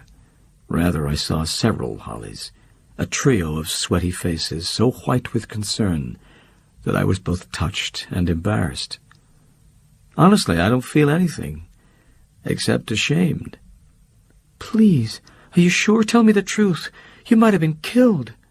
But I wasn't, and thank you for saving my life. You're wonderful. Unique. I love you. "Damn fool." She kissed me on the cheek. Then there were 4 of her, and I fainted dead away. That evening, photographs of Holly were front-paged by the late edition of the Journal-American, and by the early editions of both the Daily News and the Daily Mirror. The publicity had nothing to do with runaway horses. It concerned quite another matter, as the headlines revealed. Playgirl arrested in narcotics scandal. Journal American. Arrest dope-smuggling actress. Daily News. Drug ring exposed. Glamour girl held. Daily Mirror. Of the lot, the Daily News printed the most striking picture. Holly entering police headquarters, wedged between two muscular detectives, one male, one female. In this squalid context, even her clothes, she was still wearing her riding costume, windbreaker and blue jeans, suggested a gang mall hooligan. An impression, dark glasses, disarrayed coiffure, and a picayune cigarette dangling from sullen lips did not diminish. The story ran 3 full columns. Members of cafe society were stunned today by the arrest of gorgeous Holly Golightly, 20-year-old Hollywood starlet and highly publicized girl about New York. At the same time, 2 p.m., police nabbed Oliver O'Shaughnessy, 52, of the Hotel Seaboard, West 49th Street, as he exited from a Hamburg heaven on Madison Avenue. Both are alleged by District Attorney Frank L. Donovan to be important figures in an international drug ring dominated by the notorious Mafia Führer, Salvatore Sally Tomato, currently in Sing Sing serving a 5-year rap for political bribery. O'Shaughnessy, a defrocked priest variously known in crime-land circles as Father and the Padre, had a history of arrests dating back to 1934. Miss Golightly, who has no previous criminal record, was arrested in her luxurious apartment at a swank East Side address. Although the DA's office has issued no formal statement, responsible sources insist the blonde and beautiful actress, not long ago the constant companion of multi-millionaire Rutherford Trawler, has been acting as liaison between the imprisoned Tomato and his chief lieutenant, O'Shaughnessy. Posing as a relative of Tomato's, Miss Golightly is said to have paid weekly visits to Sing Sing, and on these occasions, Tomato supplied her with verbally coded messages, which she then transmitted to O'Shaughnessy. Via this link, Tomato was able to keep first-hand control of a worldwide narcotics syndicate, with outposts in Mexico, Cuba, Sicily, Tangier, Tehran, and Dakar. There is one especially gross error in this report. She was not arrested in her luxurious apartment. It took place in my own bathroom. I was soaking away my horse-riding pains in a tub of scalding water laced with Epsom salts. Holly was sitting on the edge of the tub, waiting to rub me with slow liniment and tuck me into bed. There was a knock at the front door. As the door was unlocked, Holly called, "Come in." In came Madame Safia Spinella, trailed by a pair of civilian-clothed detectives, one of them a lady with thick yellow braids roped around her head. "Here she is, the wanted woman," boomed Madame Spinella, leveling a finger first at Holly, then my nakedness. "Look what a whore she is." The male detective seemed embarrassed. The harsh enjoyment tensed the face of his companion. She plumped a hand on Holly's shoulder, and in a surprising baby voice said, "Come along, sister, you're going places." Whereupon Holly coolly told her, "Get them cotton-picking hands off me, you dreary, driveling old bulldyke," which rather enraged the lady. She slapped Holly damned hard. So hard, her head twisted on her neck, and the bottle of liniment flung from her hand, smithereened on the tile floor, where I, scampering out of the tub to enrich the fray, stepped on it and all but severed both big toes. Nude, and bleeding a path of bloody footprints, I followed the action as far as the hall. "Don't forget," Holly managed to instruct me. The detectives propelled her down the stairs. "Please feed the cat." Of course, I believed Madame Spinella to blame. She'd several times called the authorities to complain about Holly. It didn't occur to me the affair could have dire dimensions until that evening when Joe Bell showed up, flourishing newspapers. "You think it's so?" he said. "She was mixed up in this lousy business?" Well, yes. He popped a Tums in his mouth and, glaring at me, chewed it as though he were crushing my bones. Boy, that's rotten. And you meant to be her friend? What a bastard. Just a minute. I didn't say she was involved knowingly. She wasn't. But there she did do it. Carry messages and whatnot. He said, Jesus, she could get 10 years. More. You know her friends. These rich fellas. Come down to the bar, we'll start phoning. Our girl's gonna need some fancier shysters than I can afford. Back at his bar, he propped me in the telephone booth with a triple martini and a brandy tumbler full of coins. But I couldn't think who to contact. Jose was in Washington, and I had no notion where to reach him there. Rusty Trawler? Not that bastard. Only, what other friends of hers did I know? I put through a call to Crestview 56958 in Beverly Hills. The number long-distance information gave me for O.J. Berman. The person who answered said Mr. Berman was having a massage and couldn't be disturbed. Sorry, try later. Hanging up, I remembered old Doc down in Tulip, Texas. But no, Holly wouldn't like it if I called him. She'd kill me good. I rang California again. The circuits were busy, stayed busy, and by the time O.J. Berman was on the line, I'd emptied so many martinis he had to tell me why I was phoning him. About the kid, isn't it? I spoke already to Iggy Feidelstein. Iggy's the best shingle in New York. I said, Iggy, you take care of it. Send me the bill. Only keep my name anonymous. See? Don't worry. Iggy'll spring her tonight. Wouldn't surprise me she's home already. But she wasn't, nor had she returned the next morning. I went down to feed her cat. Having no key to the apartment, I used the fire escape and gained entrance through a window. The cat was in the bedroom, and he was not alone. A man was there, crouching over a suitcase. He had a pretty face, lacquered hair. He resembled Jose. Moreover, the suitcase he'd been packing contained the wardrobe Jose kept at Holly's. I said, Did Mr. Ibarra Hager send you? I am the cousin, he said with a wary grin and just penetrable accent. So, the diplomat was planning a powder. Well, I wasn't amazed or in the slightest sorry. Still, what a heartbreaking stunt. The cousin shut the suitcase and produced a letter. My cousin, she asked me leave that for his chum. You will oblige? I sat down on Holly's bed and hugged Holly's cat to me, and felt as badly for Holly every iota as she could feel for herself. Yes, I will oblige. And I did, without the least wanting to. But I hadn't the courage to destroy the letter, or the willpower to keep it in my pocket when Holly very tentatively inquired if by any chance I'd had news of Jose. It was 2 mornings later. I was sitting by her bedside in a room that reeked of iodine and bedpans. A hospital room. She'd been there since the night of her arrest. "Well, darling," she greeted me as I tiptoed toward her, carrying a carton of Picayune cigarettes and a wheel of New Autumn violets. "I lost the air." She looked not quite 12 years.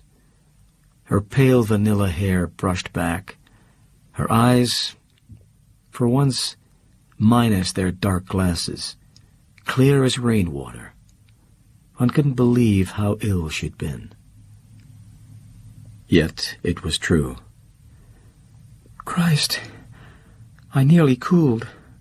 No fooling. The fat woman almost had me. She was yakking up a storm. I guess I couldn't have told you about the fat woman, since I didn't know about her myself until my brother died. Right away I was wondering where he'd gone, what it meant, Fred's dying. And then I saw her. She was there in the room with me, and she had Fred cradled in her arms. A fat, mean, red bitch, rocking in a rocking chair with Fred on her lap, and laughing like a brass band. The mockery of it. But it's all that's ahead of us, my friend. This comedienne waiting to give you the old razz. Now do you see why I went crazy and broke everything? It was then she asked me about Jose.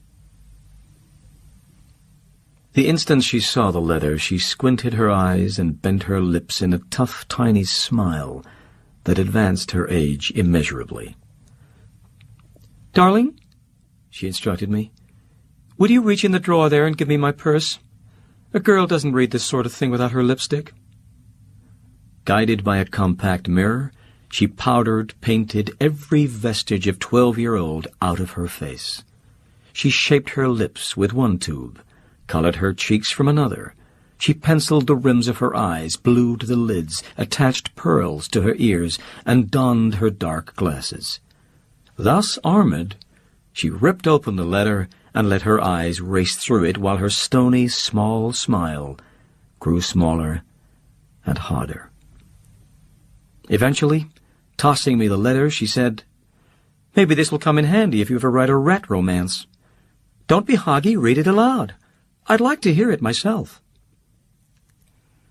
It began, My dearest little girl, I have loved you, knowing you were not as others. But conceive of my despair upon discovering in such a brutal and public style how very different you are from the manner of woman a man of my faith and career could hope to make his wife.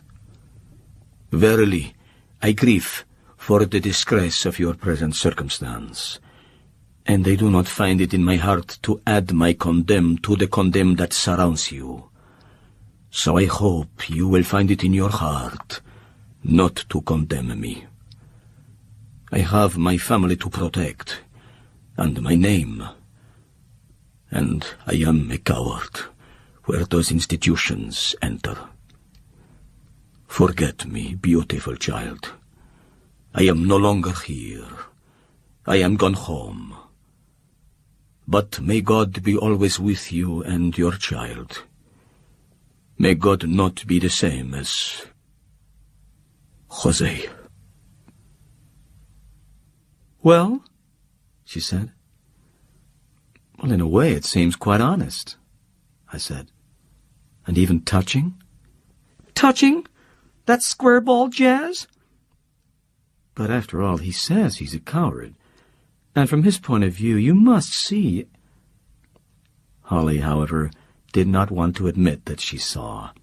Yet her face, despite its cosmetic disguise, confessed it. "All right. He's not a rat without reason. A supersized King Kong-type rat like Rusty.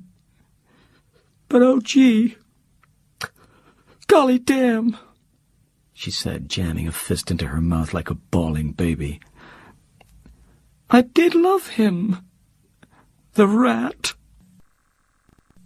The trio of Italian ladies who shared the hospital room with Holly imagined a lover's crise, and, placing the blame for her groanings where they felt it belonged, tut-tutted their tongues at me. I was flattered, proud that anyone should think Holly cared for me. She quieted when I offered her a cigarette. She swallowed and said, "Bless you, Buster, and bless you for being such a bad jockey. If I hadn't had to play Calamity Jane, I'd still be looking forward to the grub in an unwed mama's home. Strenuous exercise, that's what did the trick. But I've scared la merde out of the whole badge department by saying it was because Miss Dykeroo slapped me. Yes, sir, I can sue them on several counts, including false arrest." Until then, we'd skirted mention of her more sinister tribulations, and this jesting reference to them seemed appalling, pathetic. "Now, Holly," I said, "we can't treat it as a joke. We have to make plans." "You're too young to be stuffy, too small. By the way, what business is it of yours?" "Well, none, except you're my friend, and I'm worried. I mean to know what you intend doing." She rubbed her nose and concentrated on the ceiling. Today's Wednesday, isn't it?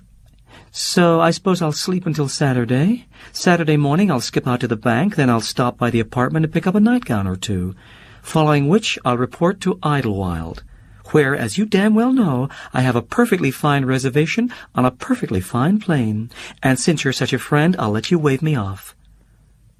Please stop shaking your head.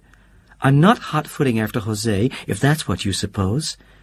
It's only, why should I waste a perfectly fine ticket, already paid for? Besides, I've never been to Brazil. Just what kind of pills have they been feeding you here? If they catch you jumping bail, they'll throw away the key. You're innocent. You've got to stick it out. Oh, screw it, she said, and stabbed out her cigarette. I have a fair chance they won't catch me, provided you keep your bouche fermée. Look, don't despise me, darling. I haven't much choice. I talked it over with the lawyer. Oh, I didn't tell him anything Rio. He tipped the Badgers himself rather than lose his fee. No, here's the real shake. All the Badgers want from me is a couple of free grabs and my services as a state's witness against Sally. Nobody has any intention of prosecuting me. Well, I may be rotten to the core, Maud, but testify against a friend I will not. My yardstick is how somebody treats me. And old Sally? All right, he took a slight advantage. Just the same. I'd let the fat woman snatch me sooner than help the law boys pin him down. A nurse, soft shooing into the room, advised that visiting hours were over. Holly started to complain and was curtailed by having a thermometer popped in her mouth. But as I took my leave, she unstoppered herself to say, Do me a favor, darling. Call up the Times and get a list of the 50 richest men in Brazil. I'm not kidding. The 50 richest, regardless of race or color. Oh, another favor. Poke around my apartment till you find that medal you gave me. The St. Christopher. I'll need it for the trip. The sky was red Friday night. It thundered. And Saturday, departing day, the city swayed in a squall-like downpour. Sharks might have swum through the air. It seemed improbable a plane could penetrate it. But Holly, ignoring my cheerful conviction that her flight would not go, continued her preparations, placing, I must say, the chief burden of them on me. For she had decided it would be unwise of her to come near the brownstone. So she'd gone from the hospital to a bank, and straight then to Joe Bell's bar. She don't figure she was followed, Joe Bell told me, when he came with a message that Holly wanted me to meet her there as soon as possible, a half hour at most, bringing her jewelry, her guitar, toothbrushes and stuff, and a bottle of 100-year-old brandy.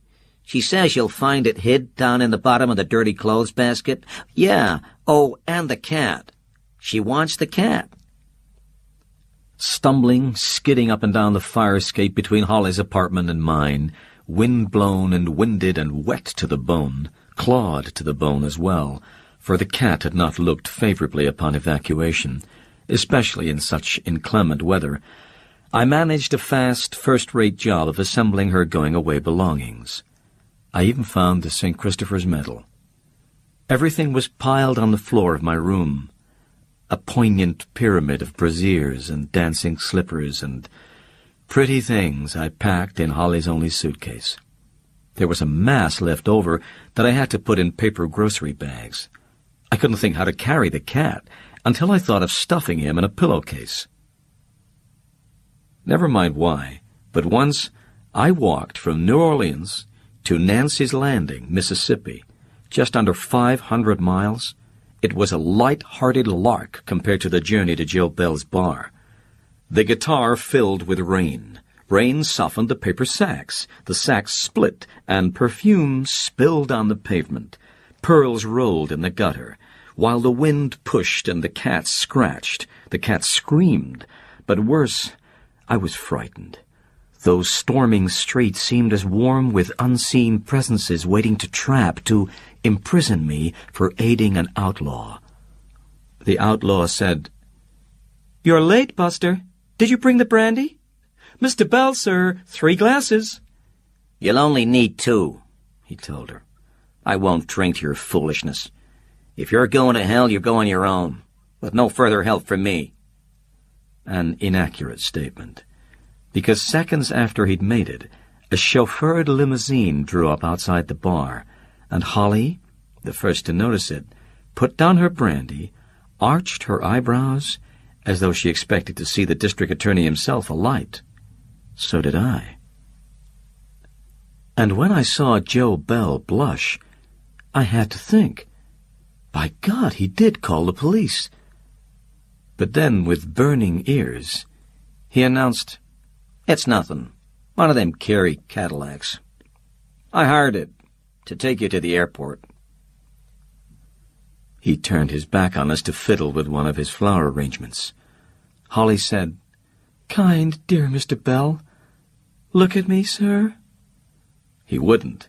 He wrenched the flowers from the vase and thrust them at her. They missed their mark, scattered on the floor. "Goodbye," he said, and as though he were going to vomit, scurried to the men's room. The Carey chauffeur was a worldly specimen who accepted our slapdash luggage most civilly, and remained rock-faced when, as the limousine swished uptown through a lessening rain, Holly stripped off her clothes, the riding costume she'd never had a chance to substitute, and struggled into a slim black dress. We didn't talk. Holly seemed too preoccupied for conversation. She hummed to herself, swigged brandy. She leaned constantly forward to peer out of the windows, as if she were hunting an address, or, I decided, taking a last impression of a scene she wanted to remember. It was neither of these. "Stop here," she ordered the driver, and we pulled to the curb of a street in Spanish Harlem. Holly stepped out of the car. She took the cat with her. Cradling him, she scratched his head and asked, "What do you think? This ought to be the right kind of place for a tough guy like you, Garbage cans, rats galore, so scram," she said, dropping him. And when he did not move away, instead raised his thug face and questioned her with yellowish pirate eyes, she stamped her foot. "I said beat it!" He rubbed against her leg. "I said F off!" she shouted, then jumped back in the car, slammed the door, and "Go!" she told the driver. "Go, go!" I was stunned. "Well, you are. You are a bitch." We'd traveled a block before she replied. "I told you, we just met by the river one day. That's all. Independents, both of us. We never made each other any promises. We never—" she said, and her voice collapsed. A tic, an invalid whiteness seized her face. The car had paused for a traffic light. Then she had the door open. She was running down the street, and I ran after her.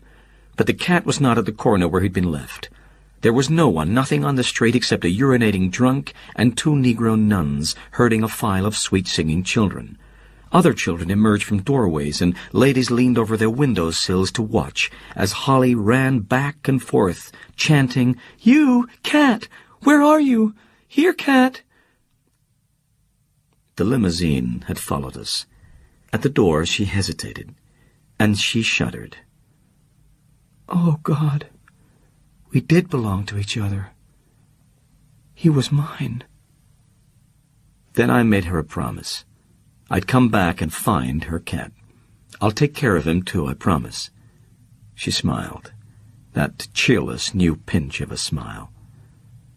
"But what about me?" she whispered. "I'm very scared, Buster." "Yes. At last, because it could go on forever. Not knowing what's yours until you've thrown it away. The mean rats, they're nothing. The fat woman, she's nothing. This, though, my mouth's so dry. If my life depended on it, I couldn't spit." She stepped into the car, sank in the seat. "Sorry, driver. Let's go." Tomatoes, tomato missing, and drug case actress believed gangland victim. In due time, however, the press reported Fleeing playgirl traced to Rio. Apparently no attempt was made by American authorities to recover her, and soon the matter diminished to an occasional gossip column mention. As a news story, it was revived only once on Christmas Day, when Sally Tomato died of a heart attack at Sing Sing. Months went by, a winter of them, and not a word from Holly. The owner of the brownstone sold her abandoned possessions. A new tenant acquired the apartment. But in the spring, a postcard came. It was scribbled in pencil and signed with a lipstick kiss. Brazil was beastly, but Buenos Aires is the best. Not Tiffany's, but almost. Am joined at the hip with divine senor. Love? Think so. Anyhow, am looking for somewhere to live. Senor has wife, 7 brats, and will let you know address when I know it myself. Mille tendresses.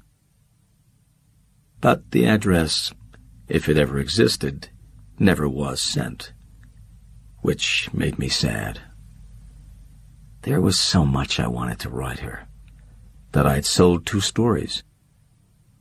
Had read where the Trawlers were countersuing for divorce, was moving out of the brownstone because it was haunted. But mostly, I wanted to tell her about the cat. I had kept my promise. I had found him. It took 2 weeks of after-work roaming through those Spanish Harlem streets, and there were many false alarms, flashes of tiger-striped fur that, upon inspection, were not him. But one day, one cold, sunshiny Sunday winter afternoon, it was. Flanked by potted plants and framed by clean lace curtains, he was seated in the window of a warm-looking room. I wondered what his name was, for I was certain he had one now. Certain he'd arrived somewhere he belonged. African hut, or whatever. I hope Holly has, too.